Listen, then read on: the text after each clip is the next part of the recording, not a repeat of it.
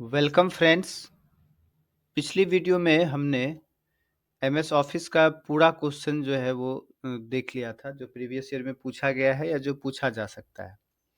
अब आपको आज की वीडियो में मिलने वाला है जो बाकी हमारा पेपर बच गया एनआईओएस के कोड से। एनआईओएस 336 जो पेपर से हमारा एग्जाम होने वाला है उसमें कंप्यूटर के मूलभूत तथ्य, ऑपरेटिंग सिस्टम और इंटरनेट से पूछे गए आपको यहाँ पर जो है या पूछे जाने वाले प्रश्न मिलेंगे। ठीक है, तो चलिए हम जो है पहले क्वेश्चन पर यहाँ पर आ जाते हैं। कहता है डैश द्वारा मुख्य रूप से जोड़ना, घटाना, गुणा करना, भाग, तार्किक और तुलनात्मक कार्य किए जाते हैं। तो जैसे ही जोड़, घटाव, गुणा, भाग ये सब आ जाएगा, तो ये कंप्यूटर में जो हमारा होता है वो एएलयू के द्वारा होता है। एएलयू का फुल फॉर्म ही होता है अरिथमेटिक लॉजिक यूनिट। एएलयू का फुल फॉर्म होता है अरिथमेटिक लॉजिक यूनिट, ठीक, जो कि सीपीयू का एक भाग होता है ना। तो इसका आंसर आपको होगा एएलयू। बाकी जैसे सीयू है, सीयू का फुल फॉर्म होता है कंट्रोल यूनिट। सीयू का फुल फॉर्म कंट्रोल यूनिट। ठीक है, चलिए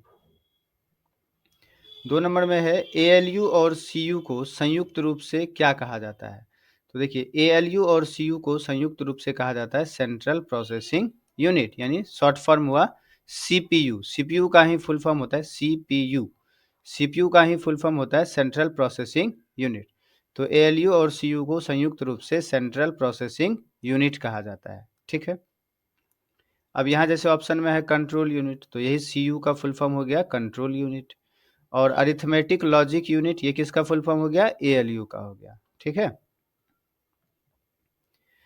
नेक्स्ट है उपयोगी जानकारी प्राप्त करने के लिए डाटा से परिणाम प्राप्त करने की प्रक्रिया को क्या कहते हैं। तो आउटपुट कहते हैं, है ना। उपयोगी जानकारी प्राप्त करने के लिए हमने क्या किया, डाटा डाला कंप्यूटर में और हमको जो मिला परिणाम उसे हम क्या कहते हैं, आउटपुट कहते हैं। ठीक है, इनपुट क्या होता है, जिसे हम कंप्यूटर में डालते हैं वो हमारा इनपुट होता है। कहता है निम्नलिखित में से कौन सा इनपुट उपकरण नहीं है, यानी इनपुट डिवाइस इसमें से कौन सा नहीं है। तो सब पहले तो हम समझ जाते हैं इनपुट डिवाइस कैसे कहेंगे, है ना। ऐसा कोई भी जो है उपकरण या ऐसा कोई डिवाइस जिसके द्वारा हम कंप्यूटर में कोई चीज़ डालें, इंसर्ट करें, वो हमारा इनपुट डिवाइस होता है। या ऐसे भी आप समझ सकते हैं ऐसा कोई डिवाइस जिसके द्वारा क्या हो, उस डिवाइस में ही वह चीज़ रह जाए, वो हमारा इनपुट डिवाइस होता है। जैसे सिंपल सा देखिए बताते हैं, वीडियो कैमरा से हम वीडियोग्राफी करते हैं। तो जब वीडियोग्राफी करते हैं तो वो वीडियो कैमरा के अंदर ही रह जाता है। तो एक तरह से वीडियो कैमरा आपका इनपुट डिवाइस हुआ। हम जैसे कहें कैमरा से फ़ोटो खींचते हैं, तो फ़ोटो खींचने के बाद हमारा कैमरा में ही रह जाता है, तो कैमरा हमारा इनपुट डिवाइस हुआ। ठीक है, उसी तरह से कीबोर्ड हमारा क्या है, इनपुट डिवाइस है। कुछ टाइप करेंगे अभी हम तो कहाँ होगा, कंप्यूटर में कुछ होगा। जैसे देखिए अभी माउस से हम इसे सेलेक्ट कर रहे हैं, तो ये माउस हमारा काम कर रहा है, कंप्यूटर में यह हो रहा है, तो यह भी हमारा इनपुट डिवाइस है। लाइट पेन, हम जो पेन, जो टच पेन की तरह एक जो लाइट पेन हमको दिखाई देता है, जो हम वो भी हमारा एक तरह से क्या होगा, समझिए इनपुट डिवाइस होगा। ठीक है, इसमें प्रिंटर हमारा आउटपुट डिवाइस हो जाएगा, क्यों, प्रिंटर से हमें प्रिंट होकर मिलता है। ठीक है, तो प्रिंटर हमें प्रिंटिंग दे देता है, तो इसलिए यह आउटपुट डिवाइस होगा। बाकी इसमें जो भी ऑप्शन है वो सारा हमारा इनपुट डिवाइस है। जैसे स्कैनर के हैं, स्कैनर भी हमारा इनपुट डिवाइस है। स्कैन करते हैं तो कंप्यूटर में वो डाटा हमारा चला जाता है। ठीक है, तो निम्नलिखित में से कौन सा इनपुट उपकरण नहीं है, तो प्रिंटर नहीं है। ठीक, नेक्स्ट, आमतौर पर आदर्श कीबोर्ड में डैश कुंजियां होती है। देखिए आदर्श कीबोर्ड क्या हुआ, जो हम लोग कीबोर्ड यूज करते हैं उसे ही कहते हैं आदर्श कीबोर्ड। ठीक है, तो उसमें 104 की होता है, ये आपको ध्यान रखना है। नेक्स्ट है निम्नलिखित में से कौन सा आउटपुट उपकरण नहीं है। तो देखिए आउटपुट उपकरण नहीं है तो मतलब इनपुट होना चाहिए। तो स्पीकर, स्पीकर से आवाज हमें मिलता है, जैसे आपको अभी आवाज सुनाई पड़ रहा हो, तो वो हमारा क्या हो गया, आउटपुट डिवाइस हो गया। प्लॉटर देखिए प्रिंटर से भी बेस्ट क्वालिटी में होता है, अच्छा निकालना हो, जैसे कोई बैनर निकालना हो, है ना, या ग्राफिक्स में कुछ अच्छे डिजाइन में निकालना हो तो प्लॉटर में निकालते, यह भी हमारा आउटपुट डिवाइस है। मॉनिटर भी हमारा आउटपुट डिवाइस हो गया, जिसमें हम अभी देखते हैं, कंप्यूटर पर देख रहे हैं तो आपका मॉनिटर आउटपुट डिवाइस है। स्कैनर हमारा क्या है, इनपुट डिवाइस होता है, स्कैन करके हम कंप्यूटर में कोई चीज डाल सकते हैं। ठीक है, तो ए बी सी तीनों नंबर तो हमारा आउटपुट है, तो कह रहा है आउटपुट उपकरण कौन सा नहीं है, तो स्कैनर हमारा आउटपुट नहीं है, यह इनपुट डिवाइस है। नेक्स्ट है एलसीडी का विस्तारित रूप क्या है। तो देखिए एलसीडी का फुल फॉर्म होता है लिक्विड क्रिस्टल डिस्प्ले। एलसीडी का फुल फॉर्म होता है लिक्विड क्रिस्टल डिस्प्ले। अब जो दूसरा आपको दिखाई दे रहा है कैथोड रे ट्यूब, ये होता है सीआरटी का फुल फॉर्म। सीआरटी, सीआरटी का फुल फॉर्म होता है कैथोड रे ट्यूब। ठीक है। एक सी नंबर में आपका देखिए है लाइट एमिटिंग डायोड, है ना, ये एलईडी का फुल फॉर्म होता है। LED, light emitting diode, LED. ठीक है, इसका तो आंसर हो जाएगा हमारा ए नंबर। चलिए नेक्स्ट है कंप्यूटर मेमोरी डैश प्रकार की होती है। तो कंप्यूटर का जो मेमोरी होता है वो दो प्रकार का होता है। कंप्यूटर मेमोरी दो प्रकार की होती है, एक प्राइमरी मेमोरी और एक सेकेंडरी मेमोरी। ठीक है, कहता है सेकेंडरी मेमोरी की तुलना में प्राइमरी मेमोरी की गति अधिक तीव्र होती है। तो ये सही है। प्राइमरी मेमोरी हमारा हुआ जैसे रैम, है ना, वो फास्ट होता है। तो सेकेंडरी मेमोरी की तुलना में प्राइमरी मेमोरी की गति क्या होती है, अधिक तीव्र होती है। सेकेंडरी मेमोरी का बात करें जैसे हार्ड डिस्क हमारा सेकेंडरी मेमोरी हो गया और वहीं पर रैम हमारा प्राइमरी मेमोरी हो गया। ठीक, तो ये सत्य होगा। नेक्स्ट है डैश प्रोग्राम के वे सेट हैं जो कंप्यूटर को चलाने, कंप्यूटर के विभिन्न कार्यों को नियंत्रित करने और कंप्यूटर के संसाधनों का प्रबंधन करने के लिए जिम्मेदार होते हैं। तो देखिए जो कंप्यूटर के चलाने जैसे आ गया तो सिस्टम सॉफ्टवेयर हो जाएगा। क्या हो जाएगा, system software. System software program के वे सेट हैं जो कंप्यूटर को चलाने के काम आते हैं या कंप्यूटर के विभिन्न कार्यों को नियंत्रित करने और कंप्यूटर के संसाधनों का प्रबंधन करने के लिए जिम्मेदार होते हैं। ठीक है, सिस्टम सॉफ्टवेयर जैसे हमारा विंडोज 10 कह दे कौन सा सॉफ्टवेयर है, तो सिस्टम सॉफ्टवेयर है। या कह दे हमारा विंडोज 8 या विंडोज एक्सपी, विंडोज 11, ये हमारा सिस्टम सॉफ्टवेयर है। ठीक है, एप्लीकेशन सॉफ्टवेयर क्या होता है, अलग अलग कामों के लिए जो आपको अलग अलग यानी स्पेसिफिक काम के लिए हमें स्पेसिफिक सॉफ्टवेयर चाहिए तो वो होता है एप्लीकेशन सॉफ्टवेयर। जैसे हमारा ये नोट्स अभी हमने पीडीएफ में कन्वर्ट कर दिया, तो देखिए ये पीडीएफ में कन्वर्ट कर दिया, पीडीएफ बन गया, तो ये एक अलग ही जो है स्पेशल हुआ कि पीडीएफ फाइल के लिए एडोब रीडर चाहिए नहीं। जैसे हमें अभी कोई चिट्ठी टाइप करना हो तो हम एमएस वर्ड चाहिए हमें, तो ये हमारा क्या होता है, एप्लीकेशन सॉफ्टवेयर होता है। ठीक है, तो इसका आंसर क्या होगा, ए होगा कि कंप्यूटर को चलाने के काम आता है सिस्टम सॉफ्टवेयर। ऑपरेटिंग सिस्टम एक एप्लीकेशन सॉफ्टवेयर है, ये तो असत्य हो गया। ऑपरेटिंग सिस्टम हमारा क्या है, सिस्टम सॉफ्टवेयर। अभी जस्ट हमने किया, ऑपरेटिंग सिस्टम क्या है हमारा, सिस्टम सॉफ्टवेयर है ना। कहता है लो लेवल प्रोग्राम की तुलना में हाई लेवल लैंग्वेज की प्रोग्रामिंग करना अधिक आसान होता है। तो ये सत्य है। लो लेवल में क्या होता है, मशीन कोड होता है ना, मशीन वाला भाषा होता है। लेकिन हाई लेवल में क्या होता है, जो हम लोग अंग्रेजी में बात करते हैं वैसा वाला होता है। तो लो लेवल प्रोग्राम की तुलना में हाई लेवल लैंग्वेज की प्रोग्रामिंग करना क्या होता है, आसान होता है। ये सत्य है। वैज्ञानिक तथा गणितीय समस्याओं को हल करने के लिए कंप्यूटर लैंग्वेज फोर्ट्रॉन का उपयोग किया जाता है। तो ये क्या है, सत्य है ना। जैसे ही आ गया वैज्ञानिक तथा गणितीय समस्याओं को हल करने के लिए, तो फोर्ट्रॉन सही है। इसका फुल फॉर्म होता है फॉर्मूला ट्रांसलेशन, फॉर्मूला ट्रांसलेशन, ये सत्य हो जाएगा। ठीक है, कहता है सी एक स्ट्रक्चर्ड प्रोग्रामिंग लैंग्वेज है। तो ये सत्य है। सी क्या है, स्ट्रक्चर्ड प्रोग्रामिंग लैंग्वेज है। और यदि आपको पूछ देगा कि सी प्लस प्लस, तो सी प्लस प्लस हमारा ऑब्जेक्ट ओरिएंटेड प्रोग्रामिंग लैंग्वेज है। दोनों ध्यान रखना है। ठीक है, सी क्या है, तो सी स्ट्रक्चर्ड प्रोग्रामिंग लैंग्वेज है। सी हमारा क्या है, स्ट्रक्चर्ड प्रोग्रामिंग लैंग्वेज है। और यदि सी प्लस प्लस पूछ देगा तो सी प्लस प्लस हमारा ऑब्जेक्ट ओरिएंटेड प्रोग्रामिंग लैंग्वेज है। सी प्लस प्लस हमारा ऑब्जेक्ट ओरिएंटेड प्रोग्रामिंग लैंग्वेज है। ठीक है, चलिए नेक्स्ट है कंपाइलर हाई लेवल लैंग्वेज को मशीन लैंग्वेज में परिवर्तित करता है। तो ये सही है। कंपाइलर का क्या काम है, तो हाई लेवल लैंग्वेज को मशीन लैंग्वेज में परिवर्तित करता है। ठीक है, एक होता है असेंबलर। ठीक, असेंबलर का काम है असेंबली लैंग्वेज को मशीन लैंग्वेज में परिवर्तित करता है। ठीक है, दोनों ध्यान रखना है आपको।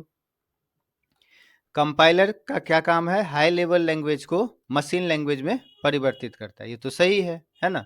और एक होता है असेंबलर, असेंबलर का क्या काम है, असेंबली लैंग्वेज को मशीन लैंग्वेज में परिवर्तित करता है। ठीक है, नेक्स्ट कहता है जब भी प्रोग्राम चलाया जाता है या एक नई विंडो खोली जाती है तो प्रोग्राम का प्रतिनिधित्व करता हुआ एक आइकन डैश में दिखाई देता है। देखिए, जब भी हम कोई चीज़ यदि ओपन कर लेते हैं, जैसे हमने देखिए यहाँ पर पीडीएफ फाइल ओपन किया, तो ये हमें टास्क बार पर भी दिखाता है। ये हमें टास्क बार पर भी दिखाता है। तो जब भी प्रोग्राम चलाया जाता है या एक नई विंडो खोली जाती है, तो प्रोग्राम का प्रतिनिधित्व करता हुआ एक आइकन टास्क बार में दिखाई देता है। ठीक है, नेक्स्ट कहता है डिलीट की गई फाइल और फ़ोल्डर को रिसाइकल बिन में संग्रहित किया जाता है। तो ये क्या है? सत्य है। यदि हम कंप्यूटर से कोई फ़ाइल डिलीट कर देते हैं या फ़ोल्डर डिलीट कर देते हैं, तो कहाँ चला जाता है? रिसाइकल बिन में चला जाता है। ठीक है? अब देखिए रिसाइकल बिन से क्वेश्चन है एक, यहाँ रिसाइकल बिन हमारा है। यदि कोई फ़ाइल या फ़ोल्डर रिसाइकल बिन में आ जाता है, तो उसे हम क्या कर सकते हैं? जैसे ये फ़ोटो है, इसे हम यदि राइट क्लिक करें, तो इसमें देखिए रीस्टोर कर सकते हैं, कट कर सकते हैं, डिलीट कर सकते हैं और उसका प्रॉपर्टीज देख सकते हैं। ठीक है, ये भी क्वेश्चन पूछा गया है, प्रीवियस ईयर में हमने किया है। रीस्टोर कर सकते हैं, कट कर सकते हैं, डिलीट कर सकते हैं और प्रॉपर्टीज उसका चेक कर सकते हैं, जो फाइल हमारा डिलीट होकर रिसाइकल बिन में चला गया हो। ठीक है, कहता है व्यू मेन्यू के अंतर्गत आप फाइल का नाम बदल सकते हैं। तो देखिए फाइल का यदि हमें नाम बदलना हो, तो यहाँ हम आ जाते हैं विंडो एक्सप्लोरर में। यहाँ पर कोई हम फाइल सामने लाते हैं, अब यहाँ पर क्लिक करते हैं। देखिए ये जैसे फाइल है एमएस वर्ड का, इसका यदि नाम बदलना हो तो व्यू मेन्यू में ऑप्शन नहीं होता है, ये होम मेन्यू में ही ऑप्शन होता है। होम में देखिए यहाँ पर जो है आपको रीनेम का ऑप्शन है, होम में रीनेम। जैसे हम यहाँ पर क्लिक करेंगे तो यहाँ से हम फोल्डर का या फाइल का नाम बदल सकते हैं। ठीक है, तो कहाँ ऑप्शन होता है? होम मेन्यू में रीनेम का ऑप्शन होता है, होम मेन्यू में। डिलीट का भी और हमारा कट का भी देखिए यही ऑप्शन है। नया फोल्डर बनाने के लिए पूछ दे तो वो भी हमारा होम टैब या होम मेन्यू में ही ऑप्शन मिलता है। ठीक है, तो व्यू मेन्यू के अंतर्गत आप फाइल का नाम बदल सकते हैं, ये असत्य हो जाएगा। कौन से मेन्यू के अंदर बदल सकते हैं? होम मेन्यू के अंतर्गत जो है हम होम मेन्यू के अंतर्गत फाइल का नाम बदल सकते हैं। नेक्स्ट, जब आप कंप्यूटर सिस्टम शुरू करते हैं, तब टास्क बार स्क्रीन के किस भाग में प्रदर्शित होता है? तो जब हम कंप्यूटर शुरू करते हैं, तब हमारा टास्क बार कहाँ होता है? नीचे, यही जो सबसे नीचे जहाँ आपको टाइम दिखाई दे रहा है, ये नीचे होता है, यानी निचले भाग में प्रदर्शित होता है। बी नंबर आंसर, ये हमेशा हमारा कहाँ रहता है? निचले भाग में रहता है। आप बदल कर इसे लेफ्ट में, राइट में, ऊपर में ऐसा कर सकते हैं। लेकिन जब हम शुरू करते हैं तो हमारा कहाँ होता है टास्क बार? तो निचले भाग में प्रदर्शित होता है। ठीक है, नेक्स्ट है गैर क्रमानुगत फाइल या फोल्डर का चयन करने के लिए कौन सा की दबाएंगे? देखिए गैर क्रमानुगत का मतलब हुआ जैसे कोई फाइल यहाँ है और ये वाला फाइल अब हमें सेलेक्ट करना है, तो हम क्या करेंगे? कीबोर्ड से कंट्रोल बटन दबाए रहेंगे और फिर यहाँ क्लिक करेंगे, तो ये भी फाइल सेलेक्ट हो गया। अब मान लीजिए यहाँ वाला फाइल सेलेक्ट करना हो तो हम यहाँ भी क्लिक कर देंगे, कंट्रोल बटन दबाए रखेंगे और क्लिक करते जाएंगे, तो हम गैर क्रमानुगत मतलब कोई फाइल इधर है, कोई इधर है, तो इस तरह से हम इसे सेलेक्ट कर सकते हैं। ठीक है, तो यहाँ क्या हो जाएगा? कंट्रोल कुंजी को दबाकर रखेंगे तो हम यहाँ पर गैर क्रमानुगत फाइल या फोल्डर का चयन यानी सेलेक्ट कर सकते हैं। ठीक है, कहता है निम्नलिखित में से विषम का चयन कीजिए। तो देखिए सी प्लस प्लस, जावा, पाइथन, सी और एक सी है ना, सी प्लस प्लस, जावा, पाइथन, सी, ये सब हमारा क्या होता है? ये सब लैंग्वेज होता है ना। लेकिन बूट स्ट्रैप जो है लैंग्वेज नहीं है, तो ये हमारा आंसर हो जाएगा डी नंबर, ये इसमें से क्या है? अलग है। ठीक, नेक्स्ट है DLL का पूर्ण रूप क्या है यानी फुल फॉर्म? तो डायनामिक लिंक लाइब्रेरी, ये पहला नंबर आंसर हो जाएगा। DLL का फुल फॉर्म होता है डायनामिक लिंक लाइब्रेरी। ठीक है, फिर है निम्नलिखित में से विषम का चयन करें। देखिए ये प्रिंटर होता है, inkjet printer, laser printer, dot matrix printer, ये तीनों तो एक तरह का क्या हो गया? प्रिंटर। लेकिन टच स्क्रीन तो हमारा अलग हो गया, जैसे हमारा मोबाइल टच स्क्रीन होता है ना। तो इंकजेट, लेजर, डॉट मैट्रिक्स, ये तीनों हमारा प्रिंटर है। डी नंबर हमारा क्या हो गया? अलग हो गया, तो डी आंसर हो जाएगा यहाँ पे विषम में। ठीक, फिर है निम्नलिखित विकल्पों में से विषम का चयन कीजिए। Arial, italic, bold, underline. देखिए इटैलिक, बोल्ड, अंडरलाइन, ये तीनों तो फॉर्मेटिंग करने के लिए होता है एमएस वर्ड में या एक्सेल में या हमारा पावर पॉइंट में। ये एरियल क्या होता है? तो ये एरियल हमारा फॉन्ट होता है, तो इसमें डिफरेंट हमारा क्या हो गया? एरियल, ए नंबर आंसर। ठीक है, कहता है इंस्ट्रक्शन यानी निर्देश डिकोडर डैश का एक हिस्सा है। तो इंस्ट्रक्शन जो है डिकोडर सीपीयू का एक हिस्सा है, ये आपको याद रखना है। इंस्ट्रक्शन डिकोडर सीपीयू का एक हिस्सा है, ठीक है। एचडीडी का क्या होता है फुल फॉर्म? एचडीडी किसे कहते हैं? हार्ड डिस्क को कहते हैं। फुल फॉर्म क्या होगा? Hard disk drive. Hard disk drive. अभी नया नया जो हम लोग कंप्यूटर खरीदते हैं वहां लगता है SSD। SSD solid state drive. SSD का full form solid state drive, ठीक है। अब है नया समय और दिनांक निर्धारित करने के लिए आप डैश का उपयोग कर सकते हैं।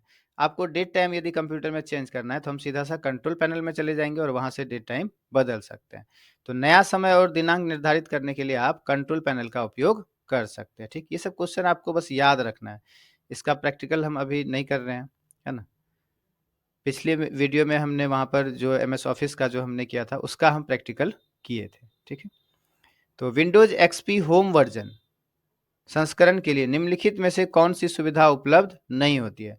तो विंडोज XP में आपको automatic software installation and maintenance नहीं होता है। ऑटोमेटिक सॉफ्टवेयर उसमें इंस्टॉलेशन एंड मेंटेनेंस नहीं होता है विंडोज XP में। ए नंबर आंसर। नेक्स्ट है हार्डवेयर डिवाइस को डैश के माध्यम से जोड़ा जा सकता है। तो हार्डवेयर डिवाइस को कंट्रोल पैनल के माध्यम से जोड़ा जा सकता है, ठीक है। हार्डवेयर डिवाइस को कंट्रोल पैनल के माध्यम से जोड़ा जा सकता है। वहीं पर हमारा ऑप्शन होता है ऐड डिवाइस या ऐड और रिमूव डिवाइस का, है ना। फिर है मेमोरी डिवाइसेस को जोड़ने के लिए आमतौर पर निम्नलिखित में से किस बस का उपयोग किया जाता है? तो आपको याद रखना है PCI बस, है ना, PCI। मेमोरी डिवाइस को जोड़ने के लिए आमतौर पर जो है PCI बस का उपयोग किया जाता है। फिर है कर्नेल क्या है? तो कर्नेल हमारा ऑपरेटिंग सिस्टम का मध्य भाग होता है। कर्नेल ऑपरेटिंग सिस्टम का मध्य भाग होता है।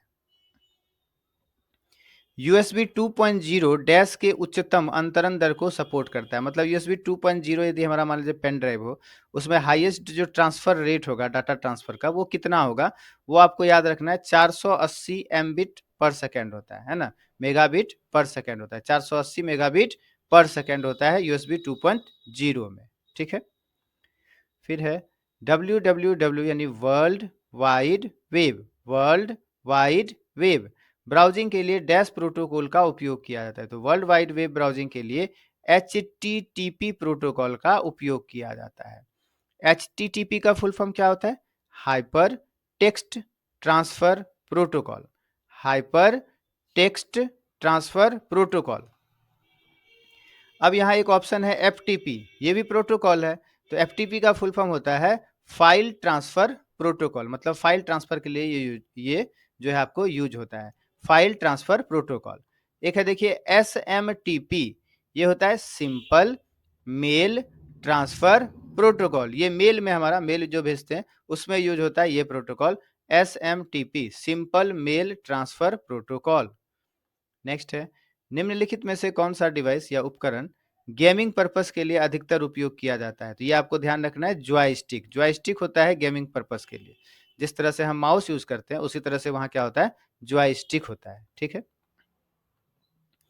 निम्नलिखित विकल्प में से विषम का चयन कीजिए। देखिए FTP, HTTP, SMTP ये तीनों क्या है? प्रोटोकॉल है। लेकिन SAP जो है ये हमारा प्रोटोकॉल नहीं है। तो यही हमारा क्या हो गया? विषम हो गया, डी नंबर SAP। नेक्स्ट है टेलीफोन लाइन का उपयोग करके इंटरनेट कनेक्शन के लिए आपको डैश की आवश्यकता होती है। तो टेलीफोन लाइन का उपयोग करके यदि आप इंटरनेट कनेक्शन लेते हैं तो आपको मॉडेम की आवश्यकता होती है, ठीक है, डी नंबर। एक लोडर डैश के लिए जिम्मेदार होता है। तो एक लोडर एग्जीक्यूशन यानी निष्पादन के लिए डिस्क से मेमोरी तक प्रोग्राम कोड की लोडिंग के लिए जिम्मेदार होता है। ये आपको याद रखना है।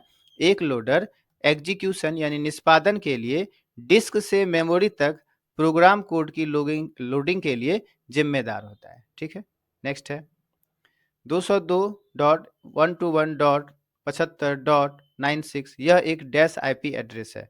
तो देखिए IP एड्रेस के लिए हमने यहाँ पर एक स्क्रीनशॉट लगा दिया आपको। यह याद रखिएगा इस तरह से, यदि तो हम इसका सॉल्यूशन कर सकते हैं। यह आपको शुरू वाला ध्यान देना है, कितना है? 202।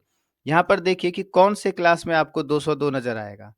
देखिए क्लास सी में 192 से लेकर कितना है 223, तो इसी के बीच में ना 202 भी आएगा, तो इसका आंसर क्या हो जाएगा क्लास सी हो जाएगा। ठीक, तो ये आप आईपी एड्रेस ध्यान रखिए कि क्लास ए का आईपी एड्रेस कौन सा होगा, तो जो 0 से 127 तक यहाँ वाला वैल्यू यदि हो, 0 से लेकर 127 तक, तो क्या होता क्लास ए का आईपी एड्रेस होता।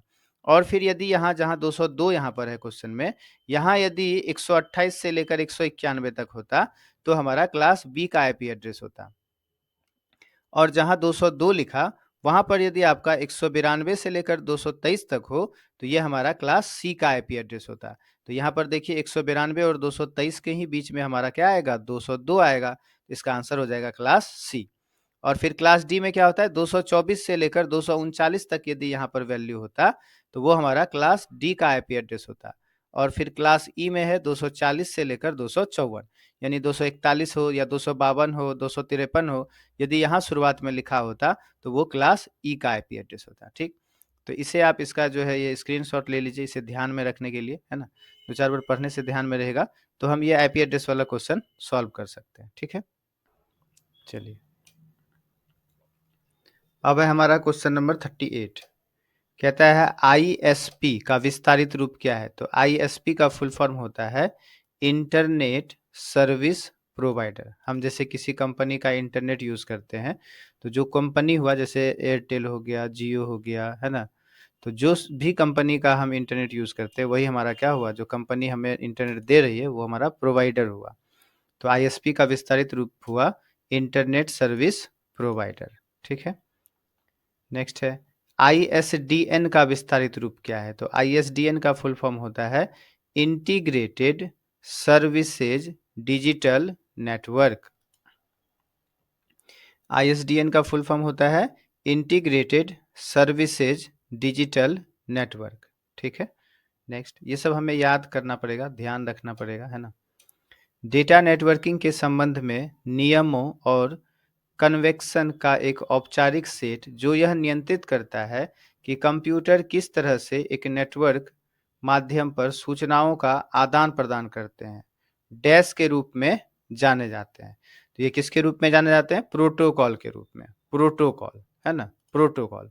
सूचनाओं का आदान प्रदान जो नेटवर्क के माध्यम से होता है वो प्रोटोकॉल के रूप में जाना जाता है। ठीक है, ये ध्यान रखना है, इसका आंसर हो जाएगा नंबर ए, प्रोटोकॉल। निम्नलिखित में से कौन कंप्यूटर सिस्टम के संबंध में भाषा अनुवादक का एक मान्य प्रकार नहीं है, तो देखिए कंपाइलर जो है भाषा अनुवादक होता है, इंटरप्रेटर होता है, असेंबलर होता है, ये डिबगर हमारा जो है भाषा अनुवादक नहीं है। ठीक है, तो आंसर हो जाएगा नंबर ए, डिबगर। कहता है जीयूआई, तो सबसे पहले देखिए जीयूआई का फुल फॉर्म क्या होता है, जीयूआई का फुल फॉर्म होता है graphical user interface, graphical user interface. तो जीयूआई डैश के बीच एक इंटरफेस के रूप में कार्य करता है।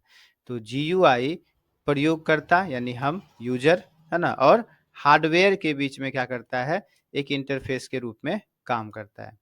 हम जो अभी कंप्यूटर यूज़ करते हैं वो कैसा रहता है, ग्राफिकल यूजर, मतलब सब चीज़ का आइकन बना है, पिक्चर बना है। मोबाइल जो यूज़ करते हैं उसमें भी देखिए सब कुछ का लोगो बना है, बच्चा भी एक समझ जाता है कि ये हमारा यूट्यूब है। तो वही होता है, हार्डवेयर और यूजर के बीच जो है इंटरफेस या संबंध स्थापित करता है कौन, जीयूआई, के कारण जो है ये आसानी से हम यूज़ कर सकते हैं। तो जीयूआई का full form graphical user interface. GUI प्रयोगकर्ता यानी यूजर और हार्डवेयर के बीच एक इंटरफेस के रूप में काम करता है।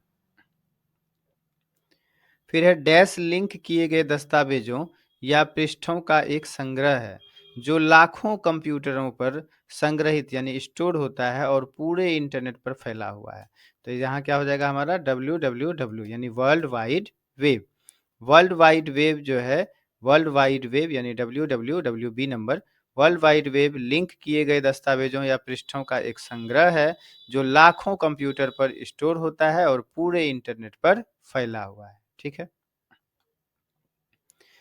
कहता है इनमें से कौन सा इंटरनेट कनेक्शन वायरलेस कनेक्शन नहीं है, तो देखिए वाईमैक्स वायरलेस कनेक्शन होता है, वाईफाई तो वायरलेस हो ही गया, उपग्रह यानी सैटेलाइट वो भी वायरलेस होता है ना।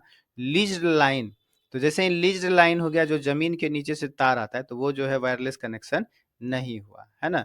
तो ये हमारा आंसर हो जाएगा लीज्ड लाइन। ठीक है, फिर है डीएसएल का फुल फॉर्म क्या है। देखिए डीएसएल का फुल फॉर्म होता है डिजिटल सब्सक्राइबर लाइन या होता है डेडिकेटेड सर्विस लाइन। तो ये सी नंबर आंसर हो जाएगा, ए तथा बी दोनों। दोनों इसका फुल फॉर्म होता है डीएसएल का, डिजिटल सब्सक्राइबर लाइन या डेडिकेटेड सर्विस लाइन, दोनों डीएसएल का फुल फॉर्म है। फिर है इंटरनेट से जुड़े प्रत्येक कंप्यूटर में एक डैश नामक सॉफ्टवेयर होता है जो पैकेट को प्राप्त करने, भेजने और उसकी जांच करने के लिए जिम्मेदार होता है। तो इंटरनेट से जुड़ा प्रत्येक कंप्यूटर में एक क्या होता है, हमारा टीसीपी आईपी सॉफ्टवेयर होता है। टीसीपी ऑब्लिक आईपी सॉफ्टवेयर होता है जो पैकेट को प्राप्त करने और भेजने और उसकी जांच करने के लिए जिम्मेदार होता है। ठीक है, इंटरनेट से जैसे ही जुड़ा कंप्यूटर है तो उसमें टीसीपी और आईपी सॉफ्टवेयर होता है। टीसीपी का फुल फॉर्म होता है ट्रांसमिशन कंट्रोल प्रोटोकॉल। टीसीपी का फुल फॉर्म है ट्रांसमिशन कंट्रोल प्रोटोकॉल और आईपी का फुल फॉर्म होता है इंटरनेट प्रोटोकॉल। ठीक है, चलिए www का विस्तारित रूप क्या है। तो www का फुल फॉर्म होता है world wide web. World wide web.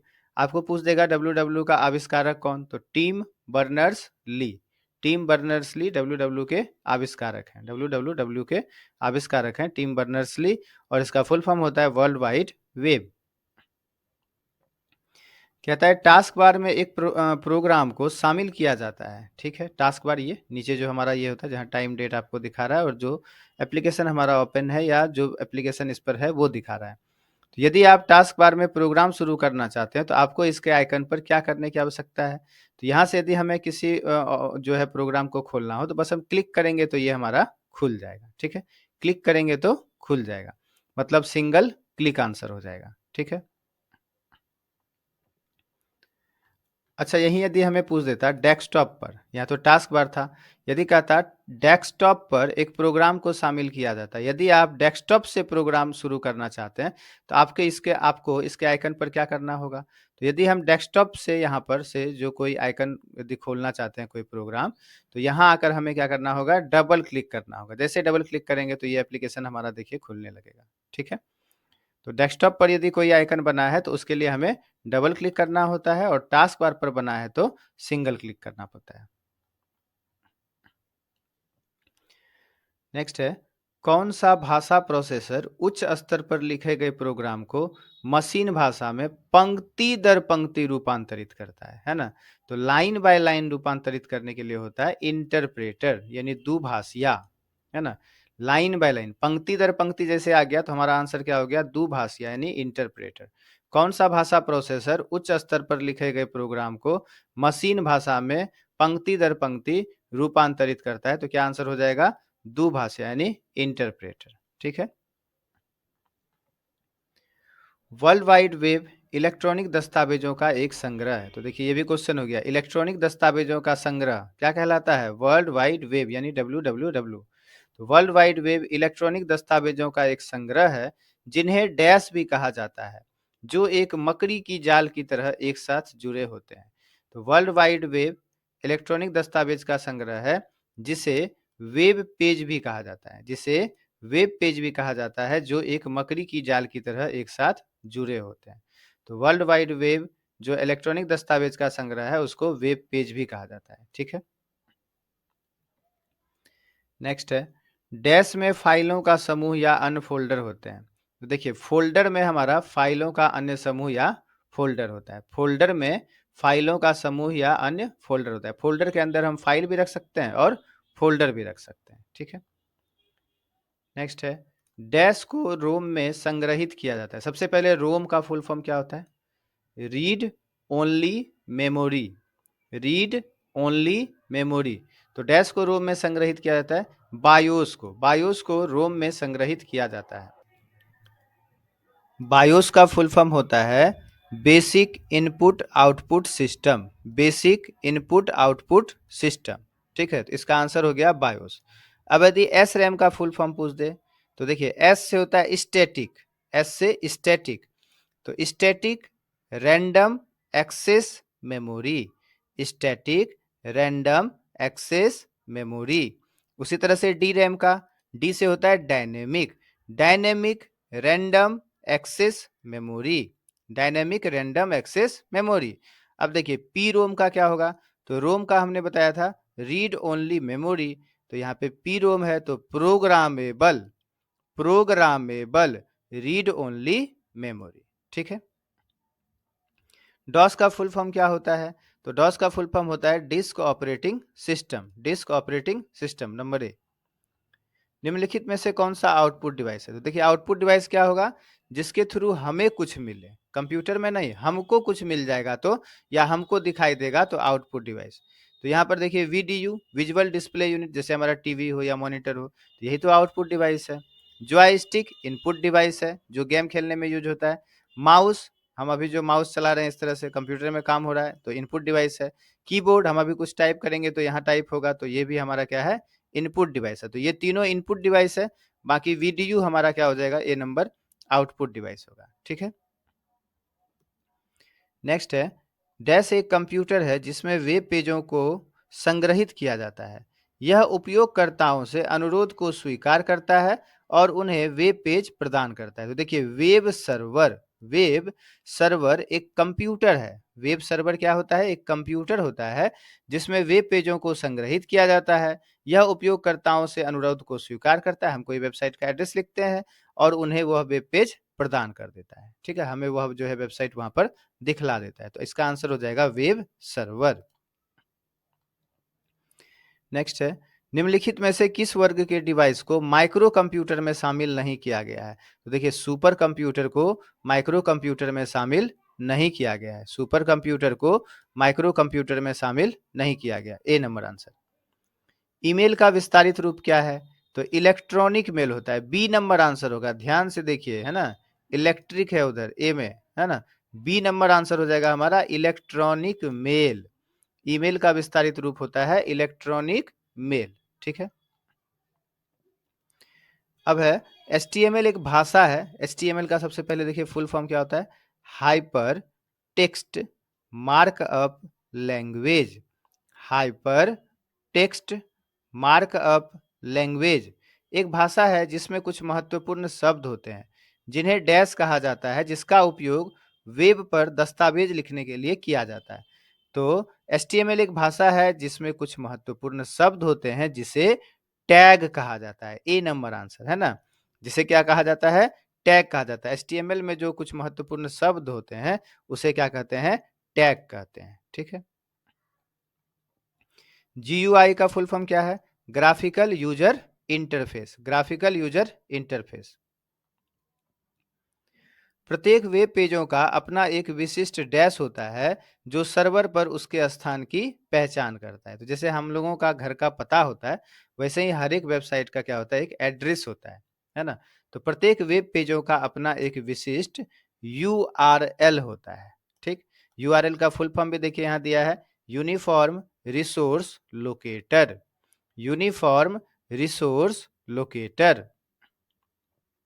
तो प्रत्येक वेब पेजों का अपना एक विशिष्ट URL यानी यूनिफॉर्म रिसोर्स लोकेटर होता है जो सर्वर पर उसके स्थान की पहचान करता है। ठीक है, चलिए नेक्स्ट।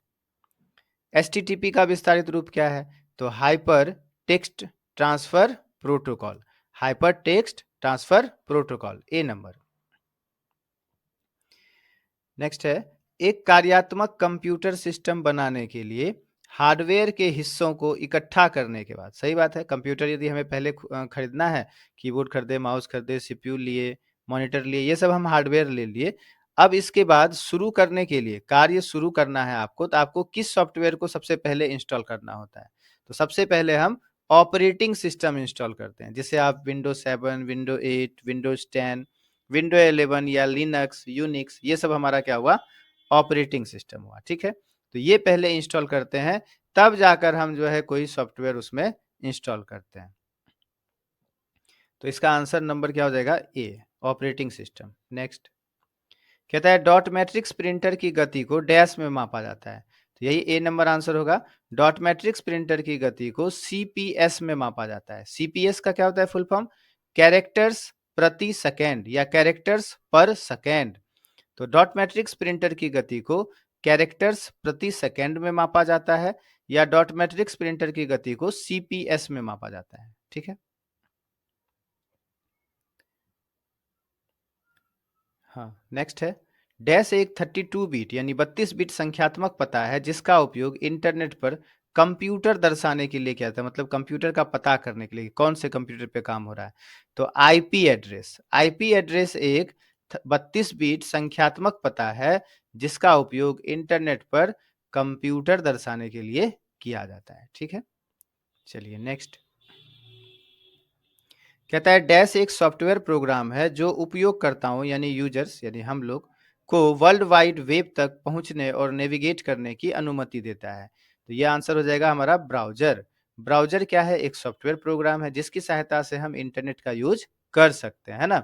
तो ब्राउजर एक सॉफ्टवेयर प्रोग्राम है जो उपयोगकर्ताओं को वर्ल्ड वाइड वेब तक पहुंचने और नेविगेट करने की अनुमति देता है। जैसे हमें पूछेगा इंटरनेट एक्सप्लोरर, यहाँ पे जो है ना, यहाँ नीचे देखिए ध्यान से, ये हमारा क्या है? तो ये ब्राउजर है।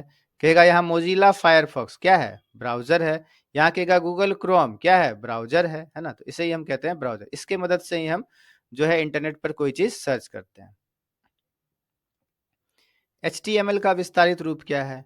तो hyper text markup language. Hyper text markup language HTML का विस्तारित रूप होता है। ए नंबर आंसर। नेक्स्ट है यहाँ कीबोर्ड में डैश शामिल नहीं होता है। तो देखिए कीबोर्ड में तो न्यूमेरिक की होता है, नंबर होता है, कंट्रोल बटन भी होता है, फंक्शन की भी होता है। फंक्शन की टोटल कितना होता है बताइए?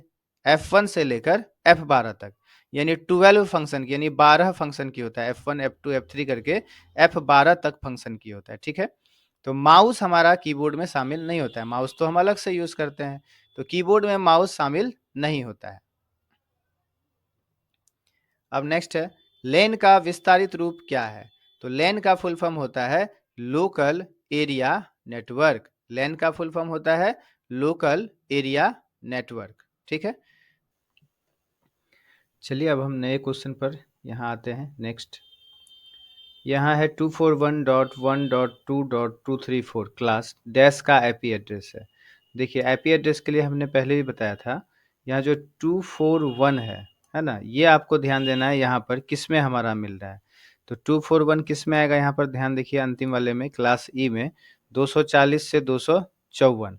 तो 241 तो यही आएगा ना, 240, 41, 242, 43 ये सब यही आएगा। तो क्लास ई का आईपी एड्रेस हो जाएगा। ठीक है। तो ये आपको शुरू वाला ध्यान देना है और ये क्लास याद रखिए, ध्यान में रखिए, है ना। तो ये क्लास ई का आईपी एड्रेस हो जाएगा, क्योंकि 240 से लेकर 254 तक का जो है संख्या वो हमारा ई में आता है। ठीक है। नेक्स्ट है वैन का विस्तारित रूप क्या है? तो वैन वाइड एरिया नेटवर्क होता है। वैन का विस्तारित रूप क्या होगा? फुल फॉर्म क्या होगा? वाइड एरिया नेटवर्क हो जाएगा। ठीक है। चलिए नेक्स्ट है डैश अक्सर जिसे संक्षिप्त रूप से साइट कहा जाता है, तो में एक या एक से अधिक वेब पेज होते हैं जो किसी कंपनी, संस्थान, सरकार या व्यक्ति से संबंधित होते हैं। तो वो होता है हमारा क्या? वेबसाइट। वेबसाइट को हम लोग साइट भी कहते हैं। साइट नहीं खुल रहा है ना, तो वेबसाइट वर्क नहीं कर रहा है। तो वेबसाइट में एक या एक से अधिक वेब पेज होते हैं जो किसी कंपनी, संस्थान, सरकार या व्यक्ति से संबंधित होते हैं। ठीक है। फिर है वेब पेज का एक वर्ड जिसे क्लिक करने पर दूसरा डॉक्यूमेंट खुलता है, उसे क्या कहते हैं? तो उसे कहते हैं हम हाइपरलिंक, है ना। कोई वेबसाइट पर जाते हैं, वहां लिखा रहता है नेक्स्ट पेज, है ना, तो नेक्स्ट पेज पे क्लिक करते हैं तो दूसरा पेज आ जाता है, तो वह उसी वेबसाइट का ही ना पेज है। तो वेब पेज का एक वर्ड जिसे क्लिक करने पर दूसरा डॉक्यूमेंट खुलता है, उसे क्या कहते हैं? हाइपरलिंक कहते हैं। Hyperlink, D number. ठीक है। कहता है निम्नलिखित में से कौन सी टेक्नोलॉजी का उपयोग बैंकों के द्वारा चेक की प्रक्रिया के लिए किया जाता है? देखिए चेक के लिए, बैंक में जो चेक हम लोग जो जमा करते हैं उसके लिए जो प्रक्रिया होता है वो MICR के द्वारा वह चेक का जांच करता है। MICR के द्वारा चेक को वो रीड कर सकता है। तो इसका फुल फॉर्म भी ध्यान रखना होगा, magnetic ink character recognition. Magnetic ink character recognition. ठीक है, ये होता है MICR का फुल फॉर्म। जैसे OCR का फुल फॉर्म क्या होता है? Optical character recognition. Optical character recognition. OMR का क्या होता है? Optical mark recognition. या जैसे OMR सीट है तो ऑप्टिकल मार्क रीडर भी हो सकता है ना। चलिए नेक्स्ट कहते हैं क्लास ए नेटवर्क में पहले डैश बिट एड्रेस के नेटवर्क पार्ट होते हैं और और डैश शेष बिट एड्रेस के होस्ट पार्ट होते हैं। तो ये आपको ध्यान रखना है, 8 बिट जो होता है हमारा वो एड्रेस का नेटवर्क का पार्ट होता है एड्रेस का, और जो शेष 24 बिट है वो हमारा क्या होता है, होस्ट पार्ट होता है। तो क्लास ए नेटवर्क में पहले 8 बिट एड्रेस के नेटवर्क पार्ट होते हैं और 24 शेष बिट एड्रेस के होस्ट पार्ट होते हैं। ए नंबर आंसर, ठीक है। कहता है रैम का विस्तारित रूप क्या है, तो रैम का विस्तारित रूप यानी फुल फॉर्म होता है रैंडम एक्सेस मेमोरी। रैम का फुल फॉर्म होता है रैंडम एक्सेस मेमोरी। नेक्स्ट है ईमेल भेजते समय डैश की लाइन संदेश की विषय वस्तु के बारे में बता देती है। देखिए संदेश का विषय वस्तु यानी सब्जेक्ट होता है ईमेल भेजने में, तो वही सब्जेक्ट होगा आंसर हमारा, है ना। सब्जेक्ट वाले जब आप ईमेल भेजते हैं तो एक ऑप्शन होता है सब्जेक्ट, वहां पर हम जो है विषय वस्तु जो भी सब्जेक्ट लिखना है वो लिखते हैं। तो ईमेल भेजते समय सब्जेक्ट की लाइन संदेश की विषय वस्तु के बारे में बतलाती है। टू क्या होता है, टू हमारा होता है जिसमें हम किसी का ईमेल आईडी देकर उसे ईमेल भेजते हैं, यानी टू में किसी का ईमेल एड्रेस लिखा जाता है। सीसी का मतलब होता है कार्बन कॉपी, मतलब हम चाहते हैं कि जिनको ये मेल भेजे हैं वही सेम मेल दूसरे को भी हम भेजें, लेकिन इनको वो चीज़ पता नहीं चले, तो उसके लिए हम सीसी में वह लिखते हैं, यानी कार्बन कॉपी में लिखते हैं, उसी के जस्ट नीचे होता है, ठीक है। एक और होता है बीसीसी यानी ब्लैक कार्बन कॉपी। तो फुल फॉर्म भी ध्यान रखिए, सीसी का मतलब होता है कार्बन कॉपी और एक जो बीसीसी होता है उसका मतलब होता है ब्लैक कार्बन कॉपी। कंटेंट्स का मतलब तो हो गया वो जो बॉक्स होता है खाली जगह वाला, वहां जो हम टाइप करते हैं कुछ, वही हमारा कंटेंट्स होता है। तो इसका आंसर हो जाएगा सब्जेक्ट, सी नंबर। नेक्स्ट है वेबसाइट में प्रथम पेज को डैश कहा जाता है, तो वेबसाइट में प्रथम पेज को होम पेज कहा जाता है, ठीक है। वेबसाइट में प्रथम पेज को होम पेज कहा जाता है। डैश सोर्स कोड को इंटरमीडिएट फॉर्म में रूपांतरित करता है और फिर उस इंटरमीडिएट कोड को मशीन लैंग्वेज में रूपांतरित करता है। तो क्या हो जाएगा हमारा कंपाइलर, क्या हो जाएगा कंपाइलर, ठीक है। कंपाइलर सोर्स कोड को कंपाइलर सोर्स कोड को इंटरमीडिएट फॉर्म में रूपांतरित करता है और फिर उस इंटरमीडिएट कोड को मशीन लैंग्वेज में रूपांतरित करता है, ठीक है। रोम का विस्तारित रूप क्या है, तो रीड ओनली मेमोरी। रोम का फुल फॉर्म होता है रीड ओनली मेमोरी, ए नंबर। कहता है डिफॉल्ट रूप से होम पेज का नाम डैश होता है, तो डिफॉल्ट रूप से होम पेज का नाम जो होता है index.htm होता है, index.htm, ए नंबर। डैश एक आइकन होता है जो आपको उस आइटम, डॉक्यूमेंट, एप्लीकेशन या पिक्चर तक निर्देशित करता है जो कंप्यूटर में कहीं और स्थित होता है। यह यूजर के लिए उस आइटम तक एक्सेस अधिक सुगम, आमतौर पर डेस्कटॉप पे बनाता है और इसे आइकन के कोने में एक छोटे तीर द्वारा पहचाना जाता है। देखिए डेस्कटॉप पर यदि आप देखेंगे तो आइकन के कोने में यहाँ देखिए छोटा तीर, यहाँ पे देखिए छोटा तीर, है ना, यहाँ पे देखिए छोटा तीर, तो इसको हम क्या कहते हैं, आइकन के कोने में जो छोटा तीर के द्वारा ये दर्शाया जाता है, इसे हम क्या कहते हैं, इसे हम कहते हैं शॉर्टकट। इसे क्या कहते हैं, शॉर्टकट कहते हैं, क्या कहते हैं, शॉर्टकट, ठीक है। तो 81 का आंसर हो गया हमारा सी नंबर। नेक्स्ट है MICR का विस्तारित रूप क्या है। अभी हमने किया था कि बैंक में यूज होता है चेक को जो है पढ़ने के लिए, तो मैग्नेटिक इंक कैरेक्टर रिकॉग्निशन इसका फुल फॉर्म हो जाएगा। MICR का विस्तारित रूप हो गया मैग्नेटिक इंक कैरेक्टर रिकॉग्निशन, ठीक है। आईपी एड्रेस एक विशिष्ट पता होता है जिसे आमतौर पर XXX.XXX.XXX के रूप में लिखा जाता है, जहां XXX 3 अंकों की संख्या का प्रतिनिधित्व करता है जो कितना और कितना के बीच में होता है, तो वह होता है 0 और 255 के बीच में। आईपी एड्रेस जो हमारा होगा, यहाँ जो संख्या या अंक लिखा जाएगा वो 0 और 255 के बीच होगा, ठीक है। कोई वेबसाइट एक्सेस करने पर सबसे पहले जो पेज या मेन पेज दिखाई पड़ता है उसे हम क्या कहते हैं, होम पेज कहते हैं। कोई वेबसाइट एक्सेस करने पर सबसे पहले जो पेज या मेन पेज दिखाई पड़ता है उसे हम होम पेज कहते हैं, ठीक है। यूएसबी का विस्तारित रूप क्या है? तो यूएसबी का फुल फॉर्म, जो यूएसबी जैसे ना बोलते हैं यूएसबी वाला हमारा चार्जर है या यूएसबी पेन ड्राइव है, तो यूनिवर्सल सीरियल बस होता है। यूएसबी का विस्तारित रूप क्या होता है? यूनिवर्सल यूनिवर्सल सीरियल बस होता है। ठीक है। निम्नलिखित का क्या परिणाम होगा? Right click on a file name, send to desktop. तो यदि हम राइट क्लिक करते हैं कोई फाइल नेम पर, मान लीजिए यहाँ हम आ जाते हैं कोई फाइल के नाम पर आकर कहीं पर भी, तो यहाँ पर यहाँ पर राइट क्लिक करेंगे, सेंड टू में जाएंगे और यहाँ पर यदि हम डेस्कटॉप सेलेक्ट कर लेंगे, यही लिखा है देखिए क्रिएट शॉर्टकट, है ना, बिल बुक अमित है यहाँ पर। तो यहाँ हम देखेंगे, यहाँ पर देखिए हमारा ये बिल बुक अमित का यहाँ पर देखिए ऐसा जैसे ही एरो बन गया तो इसे हम शॉर्टकट कहते हैं। ठीक है, शॉर्टकट ये बन गया वहाँ पर। तो क्या हो जाएगा? डेस्कटॉप पर फाइल का शॉर्टकट आइकन बन जाएगा। ए नंबर आंसर हो जाएगा। ठीक है, डेस्कटॉप पर फाइल का शॉर्टकट आइकन बन जाएगा। ओआरजी का संबंध किस क्षेत्र से है? तो और ओआरजी का मतलब होता है ऑर्गेनाइजेशन, यानी हिंदी में हो गया संगठन, है ना। ओआरजी जो वेबसाइट में अंत में लगा होता है कहीं कहीं, तो ओआरजी का मतलब हो गया संगठन। शिक्षा का होता तो क्या लगा होता? ईडीयू लगा होता, ईडीयू एजुकेशन, है ना, ईडीयू। ठीक है, तो ओआरजी का संबंध संगठन से है। नेक्स्ट है, डीएनएस का विस्तारित रूप क्या है? तो डीएनएस का फुल फॉर्म होता है डोमेन नेम सिस्टम। डीएनएस का विस्तारित रूप हो गया डोमेन नेम सिस्टम। ठीक है, नेक्स्ट है, निम्नलिखित में से कौन सा ऐसा कार्य है जो मुख्य रूप से सीपीयू का नहीं है?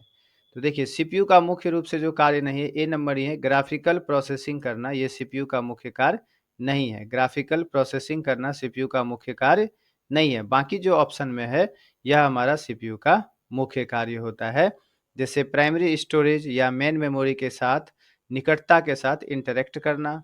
फिर है अरिथमेटिक व लॉजिकल ऑपरेशन को क्रियान्वित करना। सही बात है, सीपीयू का ही पार्ट होता है एएलयू और सीयू। तो एएलयू का ही काम है अरिथमेटिक व लॉजिकल ऑपरेशन को क्रियान्वित करना। फिर है भंडारित यानी स्टोर्ड प्रोग्राम निर्देशों को क्रियान्वित करना। ठीक है, तो इसका आंसर हो जाएगा नंबर ए। नेक्स्ट है, पीओपी का विस्तारित रूप क्या है? तो पीओपी का फुल फॉर्म होता है पोस्ट ऑफिस प्रोटोकॉल। पीओपी का फुल फॉर्म होता है या विस्तारित रूप होता है पोस्ट ऑफिस प्रोटोकॉल। नेक्स्ट है, डॉट कॉम डोमेन का संबंध किससे है? तो कॉम मतलब कॉमर्शियल, है ना, तो व्यापारिक संस्था से है। व्यापारिक संस्था, कॉमर्शियल यानी व्यापारिक संस्था से है। ठीक है, एप्लीकेशन सॉफ्टवेयर के संदर्भ में निम्नलिखित में से कौन सा कथन सत्य है?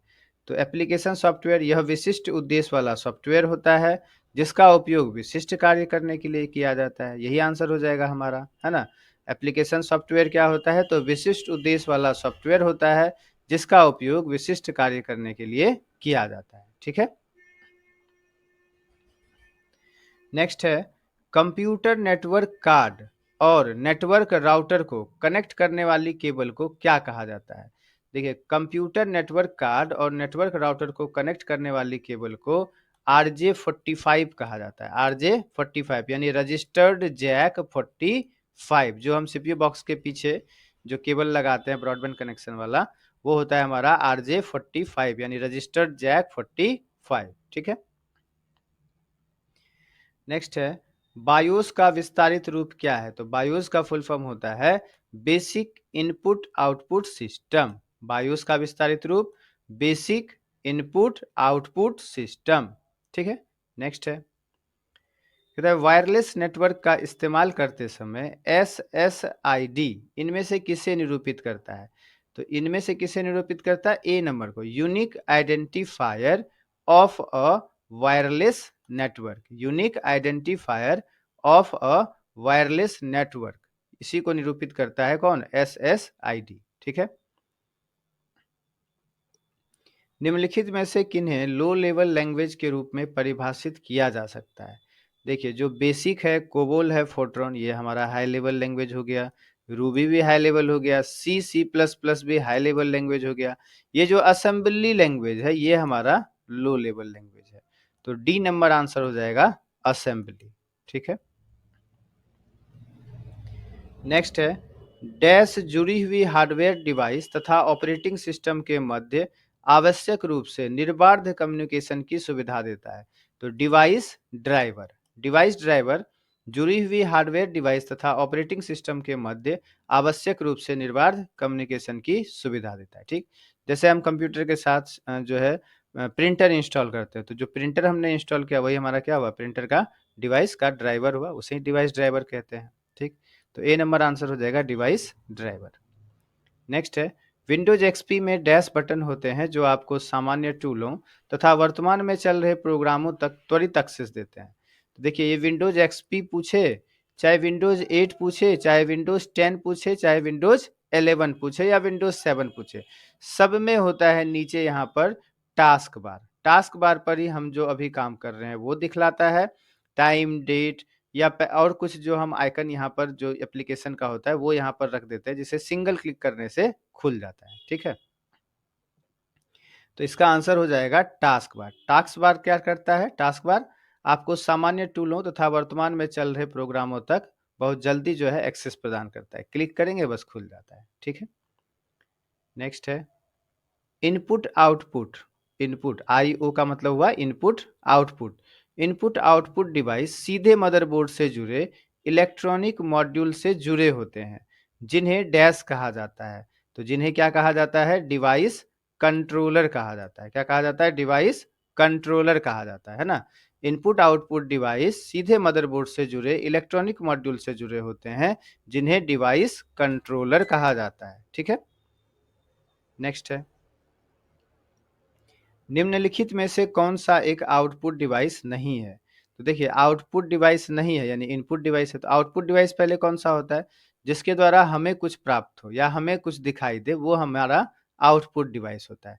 तो प्लॉटर से प्रिंट होता है तो आउटपुट डिवाइस होगा। मॉनिटर भी हमें दिखलाने का काम करता है, आउटपुट डिवाइस होगा। प्रिंटर से भी प्रिंट होकर हमें मिलता है तो आउटपुट डिवाइस होगा।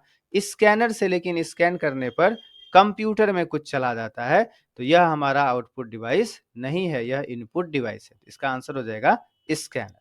ठीक है, जैसे आपसे पूछ दे वीडियो कैमरा कौन सा डिवाइस है, तो इनपुट डिवाइस है ना।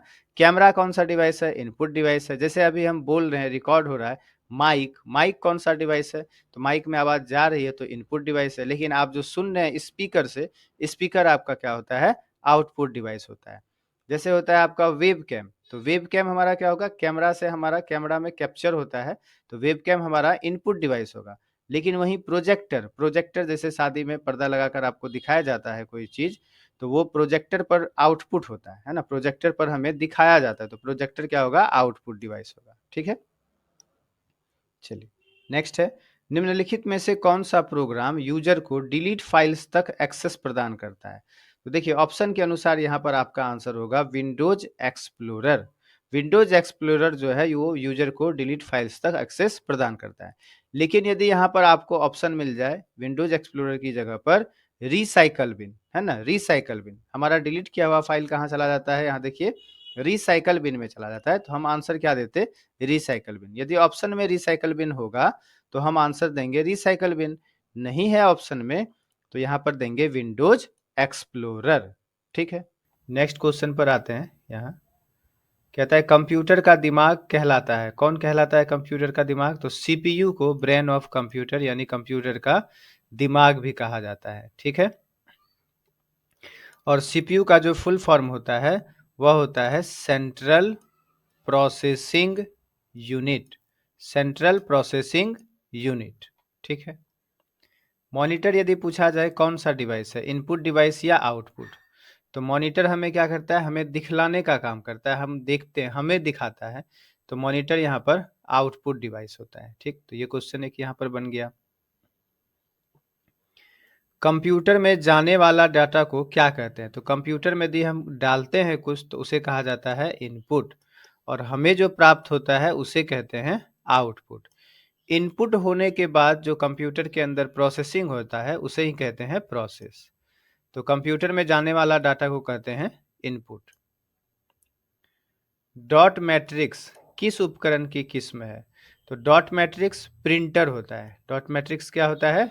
प्रिंटर होता है ना। ड्रम प्रिंटर होता है, लेजर प्रिंटर होता है, इंकजेट प्रिंटर होता है, इंक टैंक प्रिंटर होता है, डेजीवेल प्रिंटर होता है। ठीक है। कीबोर्ड में फंक्शन की संख्या कितनी होती है? तो कीबोर्ड में जो आपको सबसे ऊपर जो दिखाई देता है F1 F2 F3 इस तरह से करके F12 तक, तो टोटल हमारा फंक्शन की होता है 12। ठीक है। निम्न में से आउटपुट डिवाइस कौन है? तो आउटपुट डिवाइस क्या होता है? जिसके द्वारा हमें मिले, है ना, हमें मिले। तो प्रिंटर से भी प्रिंट होकर हमें प्राप्त होता है, मॉनिटर भी हमें दिखलाने का काम करता है ना। तो ये दोनों हमारा आउटपुट डिवाइस है। लेकिन माउस क्या है, अभी हम यहाँ सेलेक्ट कर रहे हैं तो देखिए आपको कंप्यूटर में कुछ हो रहा है, हमारे पास नहीं हो रहा है कुछ, है ना, हमें कुछ नहीं मिल रहा है। तो ये माउस तो इनपुट डिवाइस है। यहाँ आंसर हो जाएगा डी नंबर, ए तथा बी दोनों, यानी प्रिंटर और मॉनिटर दोनों हमारा क्या है, आउटपुट डिवाइस है। ठीक है। नेक्स्ट है, सर्वाधिक तेज गति का प्रिंटर कौन सा होता है? तो सर्वाधिक तेज गति मतलब हुआ कि आपको जल्दी जल्दी प्रिंट होता है, तो वो होता है हमारा लेजर प्रिंटर। जो पाउडर वाला प्रिंटर होता है, जो फोटोकॉपी कराते हैं, ब्लैक एंड व्हाइट प्रिंटर हमारा निकलता है, ब्लैक एंड व्हाइट प्रिंट, वो होता है हमारा लेजर प्रिंटर। तो सर्वाधिक तेज गति का प्रिंटर जो होता है वो लेजर प्रिंटर होता है। ठीक है।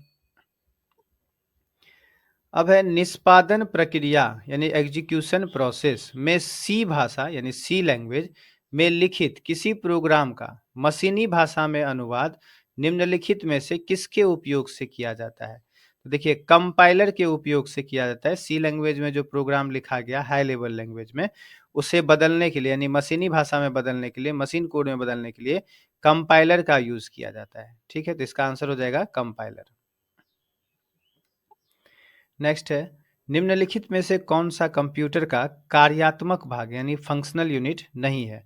तो देखिए कंप्यूटर का आउटपुट यूनिट चाहिए जो हमें दिखाने का काम कर रहा है, मेमोरी यूनिट यानी रैम हार्ड डिस्क ये भी चाहिए, इनपुट यूनिट कीबोर्ड माउस ये हमें चाहिए, इंटरनेट नहीं भी लगाते हैं तो भी हम कंप्यूटर पर काम कर सकते हैं। तो इंटरनेट जो है कंप्यूटर का कार्यात्मक भाग नहीं है। ठीक है। नेक्स्ट है, विंडोज एक्सपी ऑपरेटिंग सिस्टम। तो सबसे पहले देखिए विंडोज एक्सपी ऑपरेटिंग सिस्टम हमारा क्या होता है, सिस्टम सॉफ्टवेयर होता है जो कंप्यूटर को चलाने के काम आता है। मतलब सबसे पहला जो सॉफ्टवेयर हम कंप्यूटर में डालते हैं, जैसे विंडो एक्सपी हो, विंडोज 7 हो, विंडोज 8 हो, विंडोज 10 हो, विंडोज 11 हो, यही हमारा क्या होता है, ऑपरेटिंग सिस्टम होता है। में निम्नलिखित में से कौन सा विकल्प कंप्यूटर सिस्टम को कॉन्फ़िगर करने और सॉफ्टवेयर हार्डवेयर इंस्टॉल करने के लिए एक यूटिलिटी लिस्ट को प्रदर्शित करता है? देखिए उसमें कंट्रोल पैनल होता है, कंप्यूटर में कंट्रोल पैनल होता है जहां पर हमारा ये सारा चीज कॉन्फ़िगर करने, हार्डवेयर सॉफ्टवेयर इंस्टॉल करने का लिस्ट वहां पर दिखाता है। कहां पर? कंट्रोल पैनल में। ठीक है। नेक्स्ट है, वर्ल्ड वाइड वेब जो कि www का क्या है, हमारा फुल फॉर्म है, विस्तारित रूप है वर्ल्ड वाइड वेब, इलेक्ट्रॉनिक दस्तावेजों जिन्हें वेब पेज कहते हैं का एक संग्रह है। ये सत्य है ना, ये क्या है, सत्य है, सही है कि वर्ल्ड वाइड वेब इलेक्ट्रॉनिक दस्तावेजों जिन्हें वेब पेज कहते हैं का एक संग्रह है। फिर है, वेब सर्वर एक इलेक्ट्रॉनिक दस्तावेज है जो उसी दस्तावेज में दूसरे स्थान को या बिल्कुल अलग दस्तावेज को लिंक करता है। देखिए ये तो असत्य हो गया, लिंक करने का काम होता है हाइपरलिंक का। यदि हाइपरलिंक इसमें रहता है यहाँ पर तो आंसर हम दे सकते थे कि सत्य है। तो ये होगा हमारा किसके लिए, लिंक करने का बात यदि हो कि दस्तावेज में दूसरे स्थान को या बिल्कुल अलग दस्तावेज को लिंक करता है तो उसके लिए होना चाहिए यहाँ पर हाइपरलिंक, है ना। हाइपरलिंक होता तो ये सत्य हो जाता, ऐसे यह क्या हो जाएगा, असत्य हो जाएगा। ठीक है।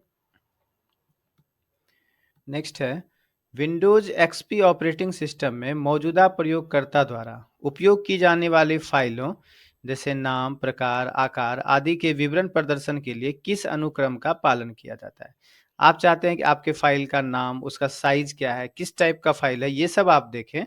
तो उसके लिए हम यहाँ पर देखिए जो विंडो बटन है यहाँ पर क्लिक कर देते हैं और यहाँ भी हमें दिखाई दे रहा है, यहाँ पर डॉक्यूमेंट्स लिखा है, यहाँ पर क्लिक करेंगे तो सामने इस तरह से आ जाएगा। यहाँ देखिए फाइल का नाम या फोल्डर का नाम और यहाँ डेट है, यहाँ पर टाइप है कि किस टाइप का फाइल है और उसका साइज है। ये हमें दिखाता है यहाँ पर, कहाँ पर, व्यू मेन्यू में। व्यू मेन्यू में देखिए यहाँ पर डिटेल्स में दिखाता है। ठीक है, डिटेल्स है तो आपको इस तरह से दिखाएगा, आइकन कर देंगे तो ऐसे दिखाएगा, तो डिटेल्स में दिखाता है। ठीक है, तो इसका आंसर क्या हो जाएगा, स्टार्ट में जाना है, माई डॉक्यूमेंट्स में जाना है, व्यू में और डिटेल्स में। ये विंडोज एक्सपी से क्वेश्चन पूछा, यहाँ विंडोज 8 है तो देखिए उसमें भी हम इसी तरह से करते हैं, ठीक। विंडोज 10 होगा तो उसमें भी हम इसी प्रकार से करेंगे। तो इसके लिए आंसर आपका ये सही है, स्टार्ट माई डॉक्यूमेंट्स, व्यू में जाना है और फिर डिटेल्स में जाना है। नेक्स्ट है, निम्नलिखित में से किस श्रेणी का संबंध कंप्यूटर के ऑपरेटिंग सिस्टम और यूटिलिटी प्रोग्राम से है? तो सिस्टम सॉफ्टवेयर का संबंध, सिस्टम सॉफ्टवेयर के अंतर्गत ही हमारा ऑपरेटिंग सिस्टम जैसे कि Windows 7, Windows XP, Windows 8, Windows 10, Windows 11, ये सब आता है हमारा, लिनक्स, यूनिक्स, उबंटू, ये सब हमारा ऑपरेटिंग सिस्टम हो गया। और जहाँ यूटिलिटी प्रोग्राम का बात करें तो जैसे आपका एंटीवायरस हो गया, ये यूटिलिटी सॉफ्टवेयर हो गया, है ना। तो ये दोनों मिलकर हो जाता है क्या, सिस्टम सॉफ्टवेयर। तो किस श्रेणी का संबंध कंप्यूटर के ऑपरेटिंग सिस्टम और यूटिलिटी प्रोग्राम से है? तो सिस्टम सॉफ्टवेयर का संबंध जो है ऑपरेटिंग सिस्टम और यूटिलिटी प्रोग्राम से है, ठीक है। यदि केवल एंटीवायरस का बात करें तो वह यूटिलिटी प्रोग्राम हो जाएगा, है ना। एप्लीकेशन सॉफ्टवेयर क्या होता है? तो स्पेसिफिक काम के लिए जो स्पेसिफिक सॉफ्टवेयर होता है वो एप्लीकेशन सॉफ्टवेयर होता है। जैसे हमारा M S Word, M S Office जो पैकेज है उसमें कहा जाए तो M S Word, M S Excel, M S PowerPoint, M S Access, ये सब हमारा क्या हो गया, एप्लीकेशन सॉफ्टवेयर हो गया, ठीक है।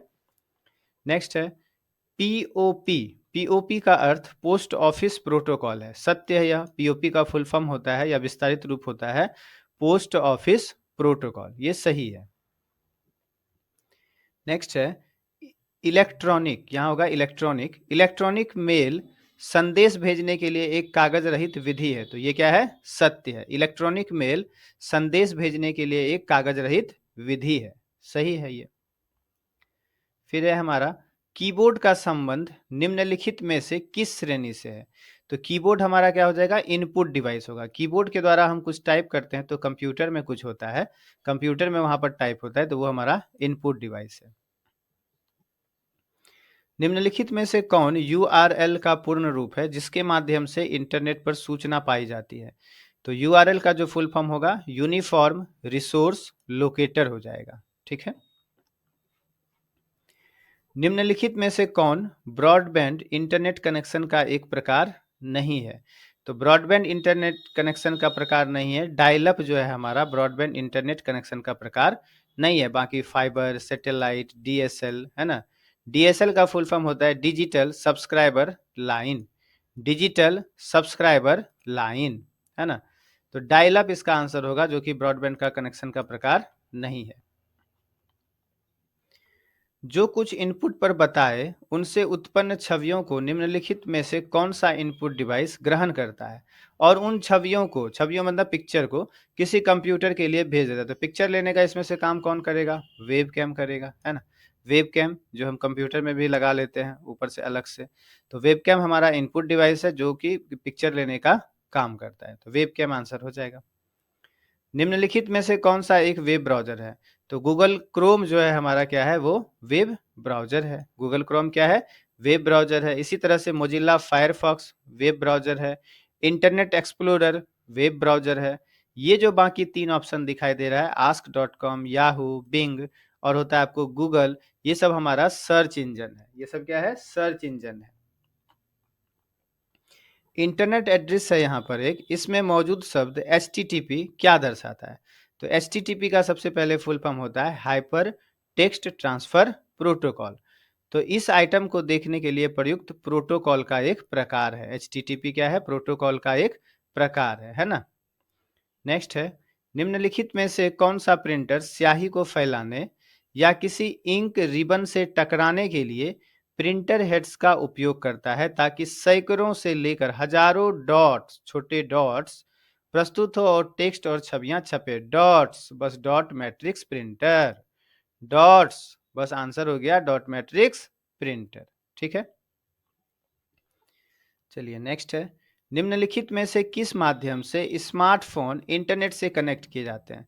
तो यदि हमारे मोबाइल में डाटा खत्म हो जाए तो हम कैसे इंटरनेट कनेक्ट करते हैं? किन्हीं को कहते हैं कि आप अपना डाटा और हॉटस्पॉट ऑन कीजिए और हम अपना वाईफाई जो है, वाईफाई से आप जो है हम मोबाइल में इंटरनेट कनेक्ट कर लेते हैं। कोई जो है दूसरा दोस्त हमारा है जो कि क्या करेगा, वो अपना डाटा और हॉटस्पॉट ऑन करेगा और हम अपना मोबाइल का वाईफाई ऑन करेंगे, बस नेट कनेक्ट कर लेंगे। तो किस माध्यम से जो है स्मार्टफोन इंटरनेट से कनेक्ट किए जा सकते हैं? तो वाईफाई के माध्यम से किया जा सकता है। ठीक है। निम्नलिखित में से कौन सा कथन किसी कंप्यूटर की मेमोरी यूनिट के संदर्भ में गलत है? तो मेमोरी यूनिट के संदर्भ में गलत है, ये पहला ही जो है गलत है। निष्पादन होने से पहले मेमोरी में प्रोग्रामों का संग्रह नहीं किया जाना चाहिए, यही हमारा क्या है, गलत है। बाकी सब देखिए सही है। प्राइमरी मेमोरी काफी तेज होती है, सही बात है, जो इलेक्ट्रॉनिक गति पर काम करती है। प्राइमरी यानी रैम, रैम हमारा क्या होता है, बहुत फास्ट होता है ना। रैम का फुल फॉर्म क्या होता है, रैंडम एक्सेस मेमोरी। रैम को ही हम प्राइमरी मेमोरी कहते हैं, और रैम को वोलाटाइल मेमोरी भी कहा जाता है, भूलने वाला मेमोरी। ठीक है। मेमोरी यूनिट प्रोग्राम के साथ साथ डाटा का संग्रह करती है, सही है। प्राइमरी मेमोरी की अपेक्षा सेकेंडरी मेमोरी बिल्कुल सस्ती होती है, सही है। रैम हमारा महंगा में मिलता है, उसकी अपेक्षा जितना में रैम आएगा उससे जो है बहुत ज़्यादा जीबी का हमको क्या मिल जाएगा, सेकेंडरी मेमोरी यानी हार्ड डिस्क मिल जाएगा। उसी पैसे में रैम की अपेक्षा हमें उससे बहुत ज़्यादा जीबी का क्या मिल जाता है, हार्ड डिस्क मिल जाता है। तो ये तीनों ऑप्शन हमारा सही है, बी सी डी। ए नंबर जो है हमारा क्या होगा, गलत हो जाएगा। ठीक है। कहता है वेबसाइट का एड्रेस निम्नलिखित में से क्या कहलाता है? तो वेबसाइट का एड्रेस URL कहलाता है, यूनिफॉर्म रिसोर्स लोकेटर कहलाता है। ठीक है। एक ईमेल एड्रेस में सामान्यतः एक यूजर आईडी और उसके बाद डैश का चिन्ह और उस ईमेल सर्वर का नाम होता है जो यूजर के इलेक्ट्रॉनिक पोस्ट बॉक्स का प्रबंध करता है। तो देखिए यहाँ पर ईमेल एड्रेस में समानता एक यूजर आईडी और उसके बाद @ का चिन्ह होता है, @ का चिन्ह होता है और फिर ईमेल सर्वर का नाम होता है। ठीक है। एक कंप्यूटर से इंटरनेट पर आपको आपके कंप्यूटर में फाइल अंतरण करने वाली प्रक्रिया को क्या कहा जाता है? इंटरनेट से यदि हम अपने कंप्यूटर में कोई चीज लेते हैं तो उसे कहा जाता है डाउनलोड। और जैसे अभी हम फाइल को, ये जो हम वीडियो बना रहे हैं, इसे हम क्या करेंगे, यूट्यूब पर जो है देंगे। तो देंगे यानी कंप्यूटर से इंटरनेट पर देंगे तो उसे कहा जाता है अपलोड। ठीक है। आप यदि इंटरनेट से अपने फ़ोन में या मोबाइल में या कंप्यूटर में कुछ लेते हैं उसे कहते हैं डाउनलोड। और यदि हम अपने फ़ोन से या कंप्यूटर से जो है डालेंगे इंटरनेट पर कोई चीज़ तो उसे कहते हैं अपलोड। ठीक है। इसका आंसर हो जाएगा डाउनलोड। शिक्षा संस्थान सामान्यतया अपने डोमेन नेम में निम्न का प्रयोग करेगा। तो शिक्षा संस्थान अपने डोमेन नेम में क्या करेगा, .edu करेगा। एजुकेशन के लिए जो होता है .edu होता है, संगठन के लिए org होता है, कॉमर्शियल है कोई तो .com होता है, और org ऑर्गेनाइजेशन के लिए होता है, और शिक्षा के लिए .edu यानी एजुकेशन के लिए .edu होता है। ठीक है। निम्न में से कौन सा ईमेल का भाग नहीं होता है? तो देखिए डॉट आप ईमेल में लगा सकते हैं, @ तो साइन होता ही है, स्पेस हम नहीं लगा सकते, अंडरस्कोर लगा सकते हैं। तो जो हमारा ईमेल आईडी होता है उसमें हम डॉट का प्रयोग कर सकते हैं, @ का कर सकते हैं, अंडरस्कोर का कर सकते हैं, स्पेस नहीं लगा सकते हैं। ठीक है, खाली जगह नहीं छोड़ सकते हैं। जंक ईमेल को डैश भी कहते हैं, तो जंक ईमेल को स्पैम भी कहते हैं, जंक ईमेल को स्पैम भी कहते हैं, डी नंबर। नेक्स्ट है, वेब पेज पर दिखने वाले डैश को क्लिक किया जाए तो उससे दूसरा डॉक्यूमेंट खुलता है। तो वेब पेज पर दिखने वाले हाइपर लिंक को, कोई जो बटन बना होता है उसे क्लिक करते तो कुछ खुल जाता है, उसे कहा जाता है हमारा, क्या कहते हैं हम, हाइपर लिंक कहते हैं, सी नंबर। वेब पेज पर दिखने वाले हाइपर लिंक को क्लिक किया जाए तो उससे दूसरा डॉक्यूमेंट खुलता है। नेक्स्ट है, एक आईपी एड्रेस डैश बीट संख्या है। तो एक आईपी एड्रेस 32 बीट संख्या है, 32 बीट का हमारा आईपी एड्रेस होता है। ठीक है।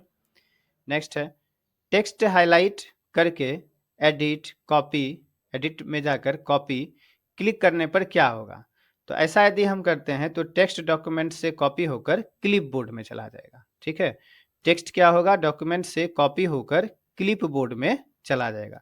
आप कॉपी कीजिए चाहे कट कीजिए, तो टेक्स्ट जो है डॉक्यूमेंट से कॉपी होकर या कट करने से कट होकर कहाँ चला जाता है, क्लिप बोर्ड में चला जाता है। ठीक है। नेक्स्ट है, किस कमांड के प्रयोग से प्रोग्राम से किसी भाग को हटाया जा सकता है? तो डिलीट से, डिलीट दबा देते हैं, डिलीट से हमारा मिट जाता है या हट जाता है ना। डिलीट से हमारा क्या होता है, हटा सकते हैं किसी को प्रोग्राम से। फिर है, MS विंडोज यानी माइक्रोसॉफ्ट विंडोज किस प्रकार का सॉफ्टवेयर है? तो GUI बेस्ड सॉफ्टवेयर है ना, ग्राफिकल यूजर इंटरफेस है ना। पिक्चर के जैसा दिखाई देता है, आइकन के जैसा। डेस्कटॉप पे हमें कुछ खोलना है तो इस तरह से दिखाई दे रहा है। यहाँ देखिए छोटा छोटा पिक्चर जैसा बना होता है, तो इसे बोलते हैं हम ग्राफिकल यूजर इंटरफेस। नेक्स्ट है, स्क्रीन के बैकग्राउंड को किस नाम से जानते हैं? ये जो स्क्रीन का बैकग्राउंड है हमारा सामने, इसे हम क्या कहते हैं? ये जो सामने आपको दिखाई दे रहा है इसे हम कहते हैं डेस्कटॉप, है ना।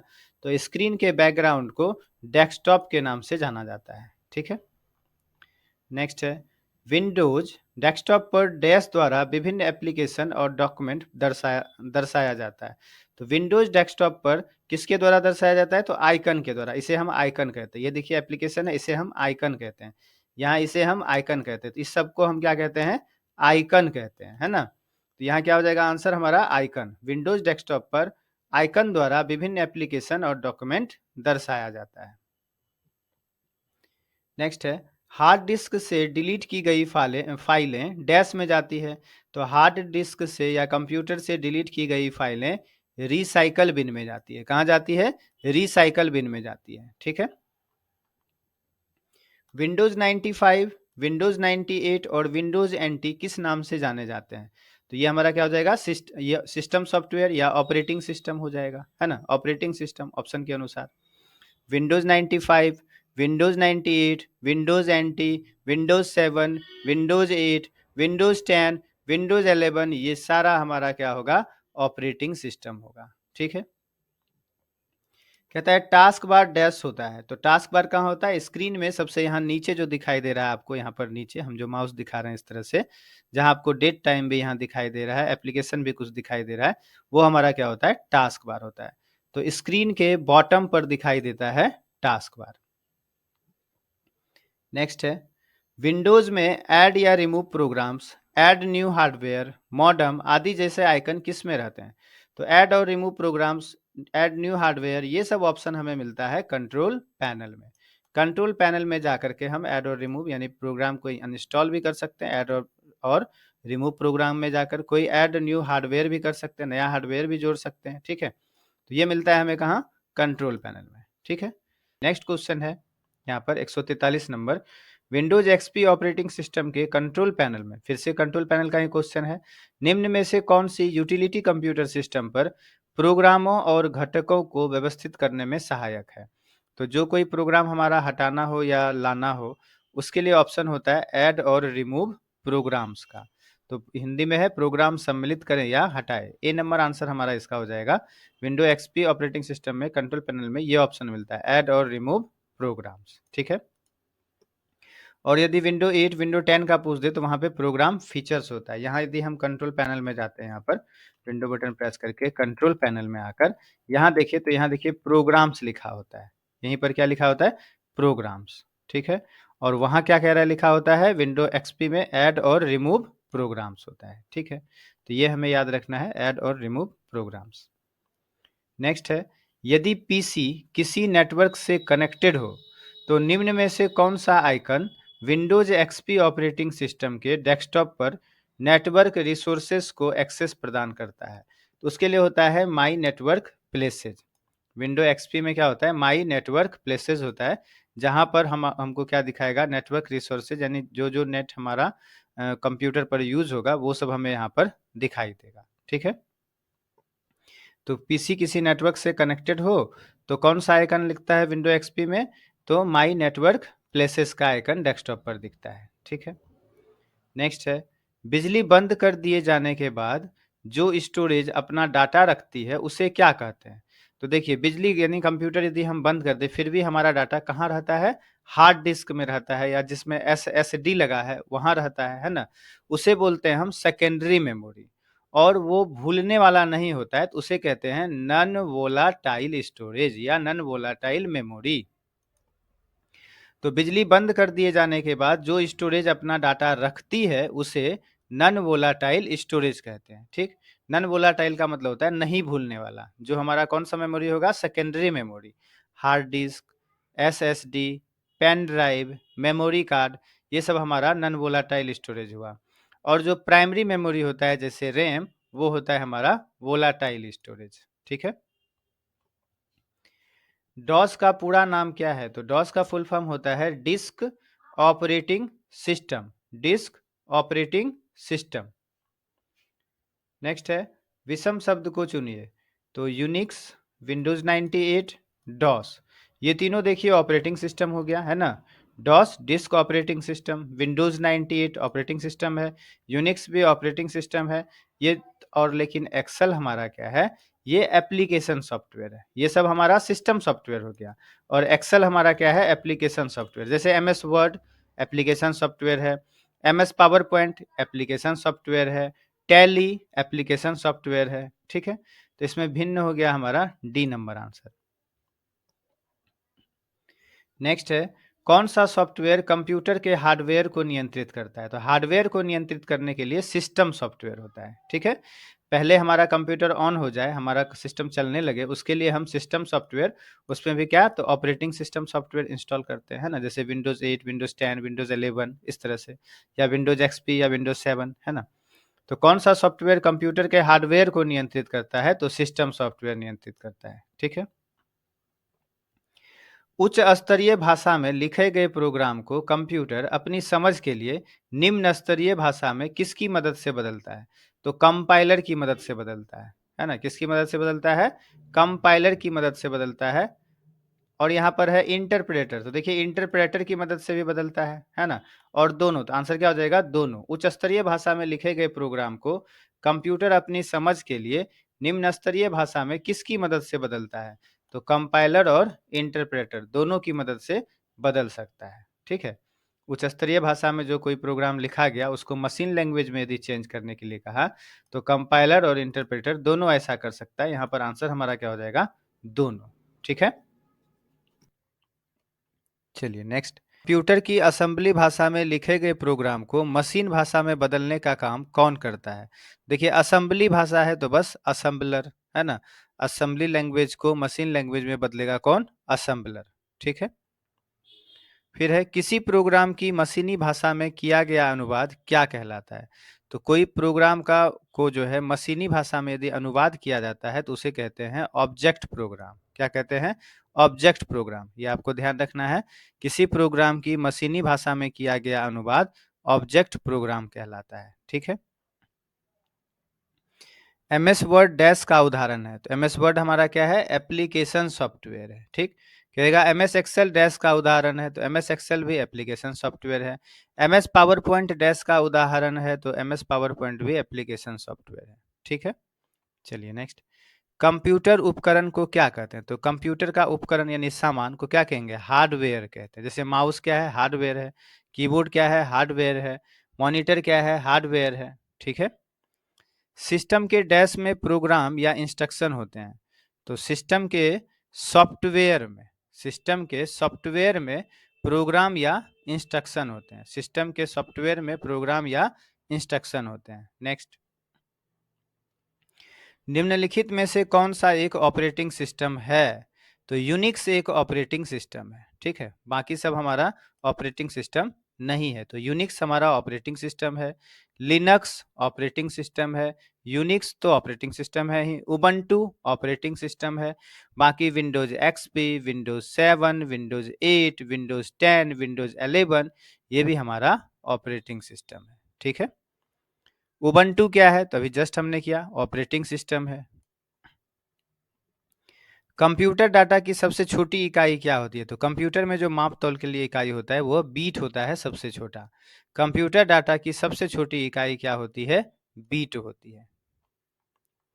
बाइनरी नंबर प्रणाली में डैश और डैश होते हैं, तो बाइनरी नंबर प्रणाली में 0 और 1 अंक होता है। बाइनरी नंबर प्रणाली में केवल 0 और 1 होता है, ठीक है। कंप्यूटर के जनक कौन है, तो चार्ल्स बेबेज जो है वो कंप्यूटर के जनक हैं। चार्ल्स बेबेज कंप्यूटर के जनक हैं। इनमें से कौन सा उपयोगकर्ताओं को चित्र और एनिमेशन जैसे चित्रमय तत्वों यानी ग्राफिकल एलिमेंट्स के माध्यम से किसी उपकरण के साथ इंटरेक्ट करने की अनुमति देता है, तो क्या होता है, graphical user interface. GUI based हमारा अभी विंडो होता है, यानी आइकन जैसा बना होता है। मोबाइल में भी देखिए लोगो छोटा छोटा बना होता है, उसे बोलते हैं ग्राफिकल यूजर इंटरफेस। तो इसका आंसर हो जाएगा नंबर ए। कंपाइलर्स डैश रूपांतरित करता है, तो कंपाइलर क्या करेगा, हाई लेवल लैंग्वेज को मशीन कोड में रूपांतरित कर देगा।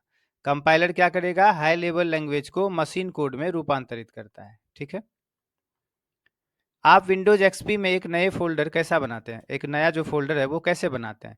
तो नया फोल्डर बनाने के लिए हमें क्या करना पड़ेगा, देखिए right click on empty area, new और फिर फोल्डर। यहाँ पर यदि हम डेस्कटॉप पर फोल्डर बनाएं तो हमें यहाँ क्या करना होगा, खाली जगह पर आकर राइट क्लिक करना होगा, न्यू में जाएंगे और यहाँ पर फोल्डर पर क्लिक कर देंगे। ठीक है, तो फोल्डर बनाने के लिए राइट क्लिक, न्यू और फिर फोल्डर, यह ध्यान रखना है। तो यह विंडो एक्सपी से हमें क्वेश्चन पूछे या विंडोज 8 से पूछे या 10 से पूछे, सब में हम ऐसा कर सकते हैं। ठीक है, ये डी नंबर आंसर हो जाएगा।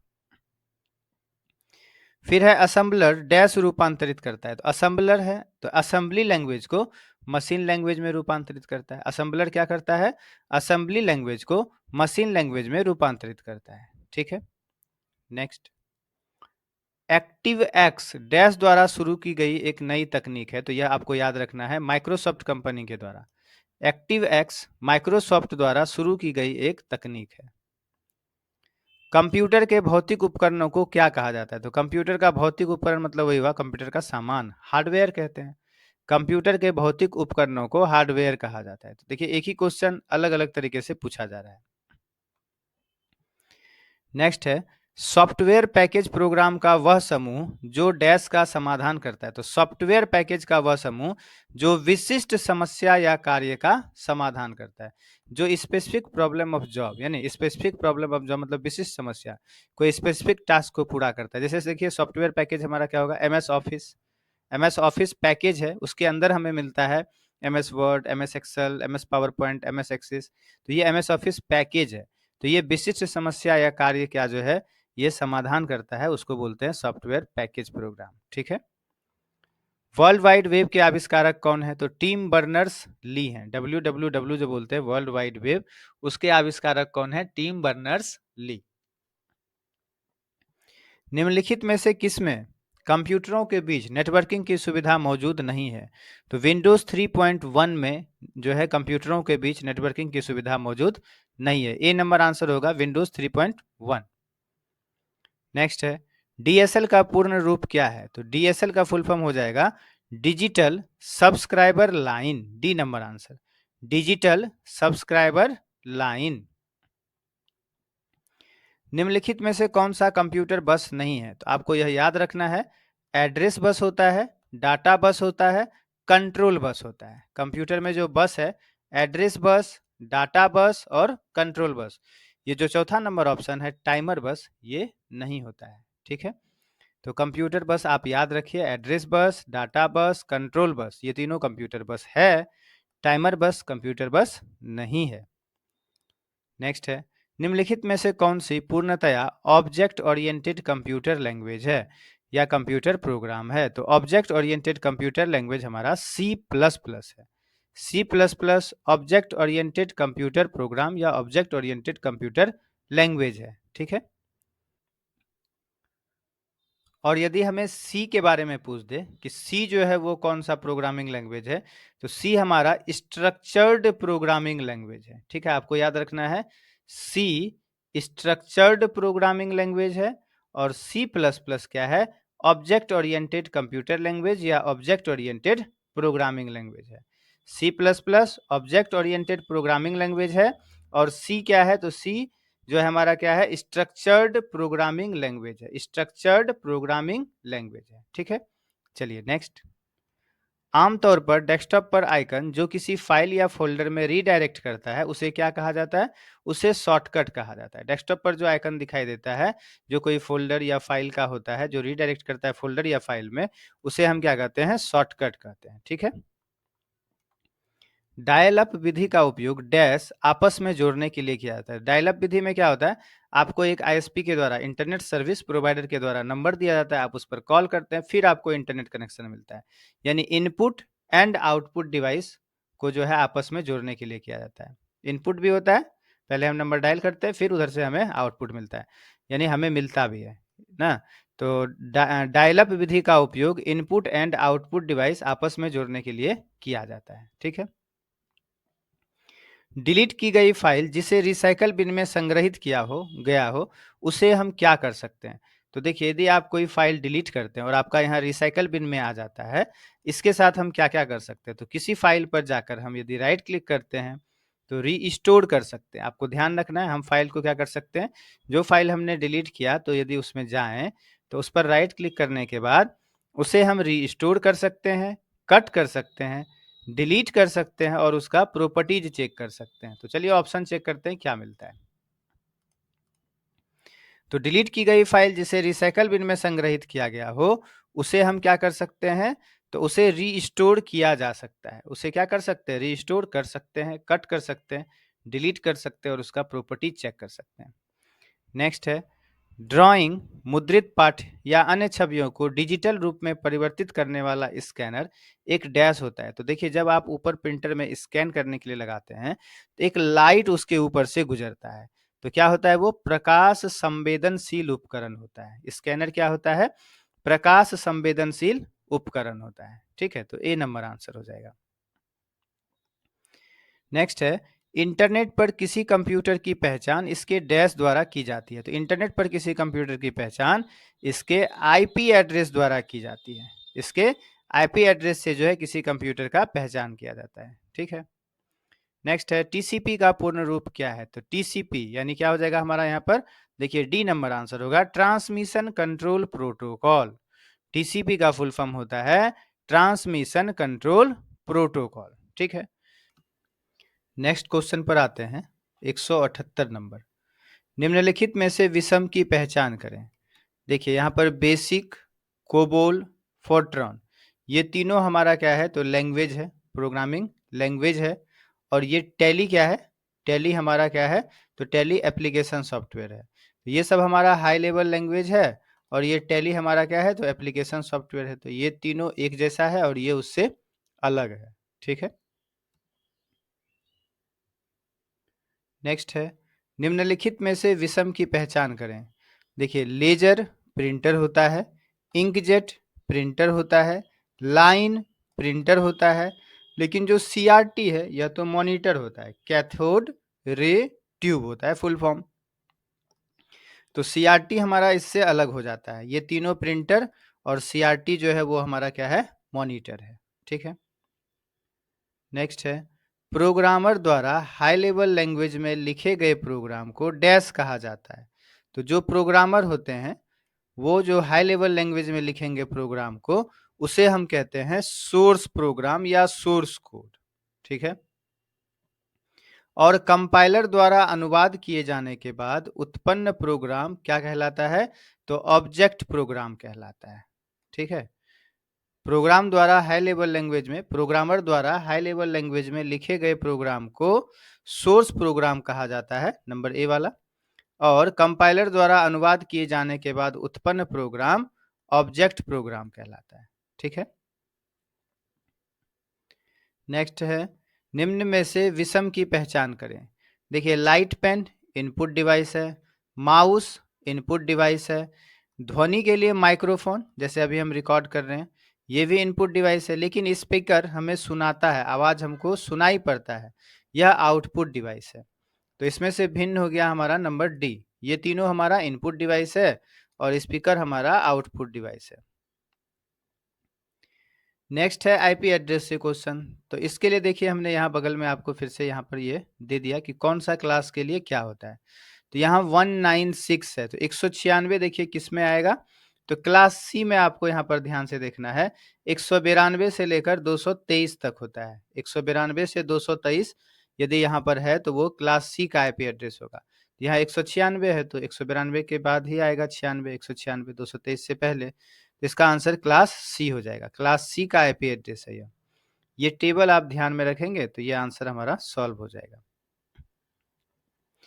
एफटीपी का विस्तारित रूप क्या है। एफटीपी का फुल फॉर्म होता है file transfer protocol, file transfer protocol. ठीक है, नेक्स्ट निम्न में से कौन सा हार्डवेयर का उदाहरण है। हार्डवेयर का मतलब होता है कंप्यूटर का सामान या पार्ट, है ना।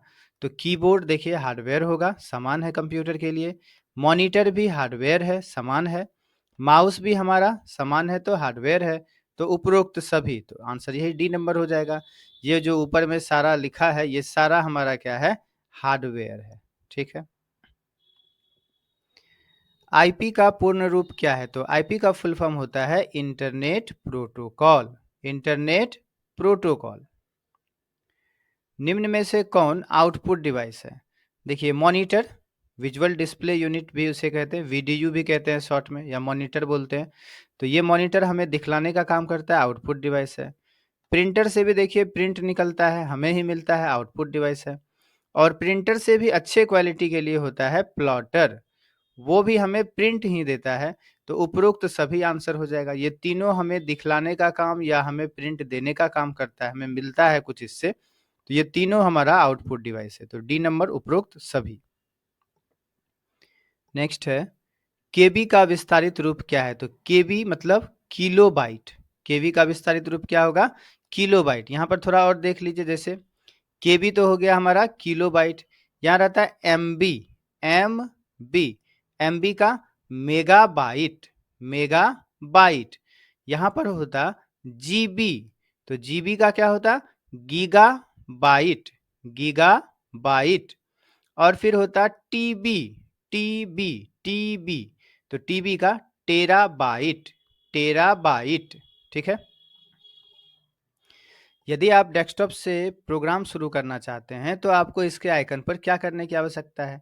यदि हम डेस्कटॉप से कोई एप्लीकेशन यहाँ से खोलें तो हमें उस प्रोग्राम पर जाकर क्या करना होगा? डबल क्लिक करना होगा। तो डबल क्लिक करने से ये एप्लीकेशन हमारा खुलने लगता है। तो जो भी हमें एप्लीकेशन ओपन करना है उस पर आकर हमें क्या करेंगे? डबल क्लिक करेंगे, यदि आप डेस्कटॉप से कोई एप्लीकेशन शुरू करते हैं। अब यहीं से एक और क्वेश्चन था, क्या? तो यदि हम यहाँ जो टास्क बार पर एप्लीकेशन है उसे यदि खोलें तो हमें क्या करना होता है? तो उसे हमें क्लिक करना होता है। केवल हम क्लिक करेंगे तो वो एप्लीकेशन हमारा खुलने लगेगा। टास्क बार में आकर क्लिक, और यदि डेस्कटॉप पर कोई आइकन है या प्रोग्राम है उसे खोलने के लिए हमें करना होता है डबल क्लिक। ठीक है। OMR का पूर्ण रूप क्या है? तो OMR, जिस पर हम लोग परीक्षा देते हैं, जो कलर करते हैं, OMR सीट जो होता है, ऑप्टिकल मार्क रीडर या ऑप्टिकल मार्क रिकॉग्निशन, ये दोनों में से जो ऑप्शन में होगा हम उसमें टिक लगा देंगे। ऑप्टिकल मार्क रीडर या ऑप्टिकल मार्क रिकॉग्निशन। ठीक है। चलिए नेक्स्ट, OCR का विस्तारित रूप क्या है? तो OCR ऑप्टिकल कैरेक्टर रीडर या ऑप्टिकल कैरेक्टर रिकॉग्निशन। OCR का विस्तारित रूप ऑप्टिकल कैरेक्टर रीडर या ऑप्टिकल कैरेक्टर रिकॉग्निशन। ठीक है। नेक्स्ट, कहता है निम्नलिखित का क्या परिणाम होगा? Right click on the desktop, new में जाना है और फिर फोल्डर। यदि हम यहाँ डेस्कटॉप पर आकर खाली जगह पर राइट क्लिक करें, न्यू में आए और फोल्डर पर यदि क्लिक कर देते हैं तो एक न्यू फोल्डर हमारा यहाँ पर बन जाता है। ठीक है। तो डेस्कटॉप पर एक नया फाइल बन जाएगा, गलत, फाइल नहीं बनता है, फोल्डर बनता है। डेस्कटॉप पर एक नया फोल्डर बन जाएगा, नंबर बी आंसर होगा। ठीक है। ये हर बार में हमें गड़बड़ नहीं कर देना है कि यहाँ पे फाइल है बस मार दिए टिक ए में, ए नहीं होगा हमारा। हमारा क्या होगा? डेस्कटॉप पर एक नया फोल्डर बन जाएगा, है ना। यहाँ तो साफ साफ लिखा है ना फोल्डर, तो फोल्डर बनेगा डेस्कटॉप पर। ठीक है।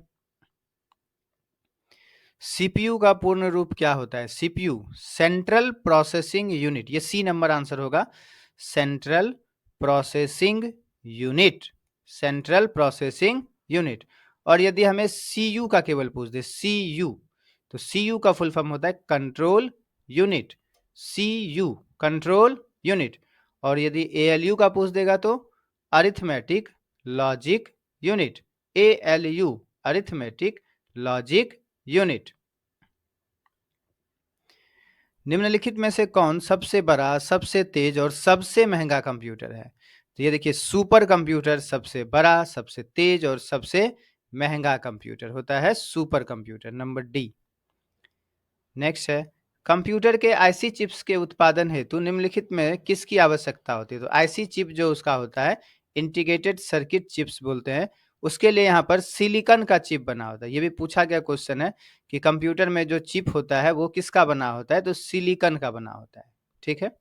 ये याद रखना है हमें कि कंप्यूटर का आईसी चिप का उत्पादन के लिए सिलिकॉन की आवश्यकता होती है। ठीक है। भारत में निर्मित प्रथम कंप्यूटर का क्या नाम है? तो भारत में निर्मित प्रथम कंप्यूटर जो था उसका नाम है सिद्धार्थ।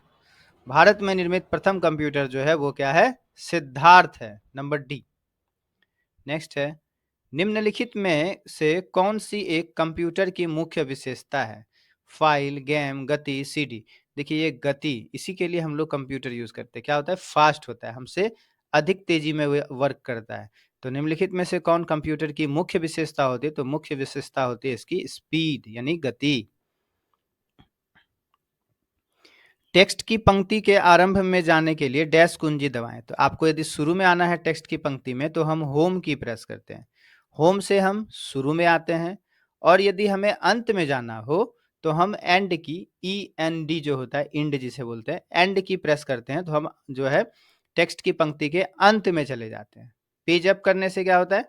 पेज अप करने से हम पेज के ऊपरी वाले हिस्से में जाते हैं, उसी पेज में ऊपर वाले हिस्से में आते हैं। और पेज डाउन करने से क्या होता है? उसी पेज में हम पेज के निचले हिस्से में आते हैं। ठीक है। एंटर करने से क्या होता है? एंटर करने से हमारा लाइन चेंज होता है, लाइन चेंज होता है। दूसरी लाइन में लिखने के लिए एंटर की प्रेस करते हैं। इसका आंसर हो जाएगा होम, नंबर सी। नेक्स्ट है, किस प्रिंटर द्वारा एक स्ट्रोक में एक अक्षर प्रिंट होता है? तो एक स्ट्रोक में एक अक्षर प्रिंट करने के लिए होता है dot matrix printer. Dot matrix printer में क्या होता है? एक स्ट्रोक में एक अक्षर प्रिंट होता है। ठीक है। निम्न में से कौन उच्चतम गुणवत्ता वाली आउटपुट प्रदान करता है? इम्पैक्ट प्रिंटर, नॉन इम्पैक्ट और प्लॉटर। तो देखिए प्लॉटर होता है हमारा, जो जैसे इंजीनियर जो होते हैं उन्हें यदि कोई जो है नक्शा तैयार करके प्रिंट देना हो तो वहां पर प्रिंट होता है।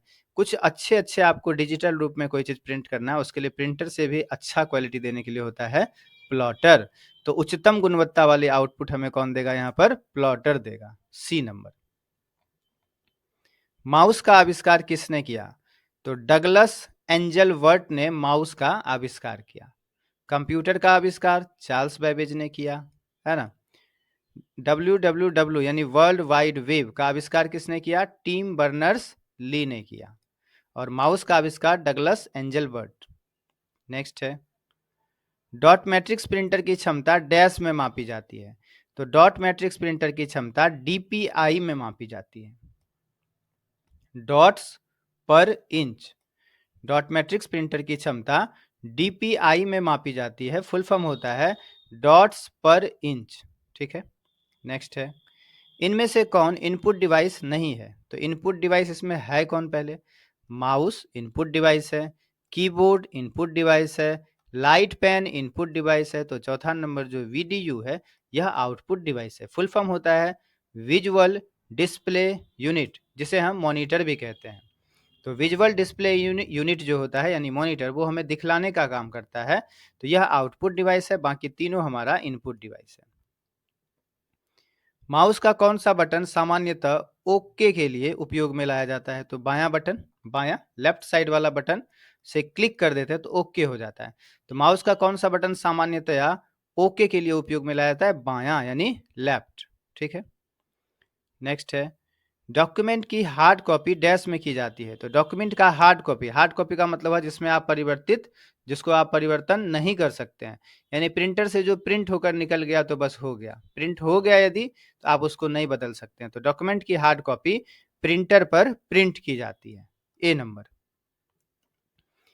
कंप्यूटर के मेमोरी में डाला गया कोई आंकड़ा या निर्देश को डैश माना जाता है? तो कंप्यूटर के मेमोरी में यदि हम डालते हैं कोई चीज तो उसे क्या करते हैं? इनपुट करते हैं। तो कंप्यूटर के मेमोरी में डाला गया कोई आंकड़ा या निर्देश को इनपुट माना जाता है, और यदि हमें मिलता तो हो जाता आउटपुट। ठीक है। तो इसका आंसर सी इनपुट।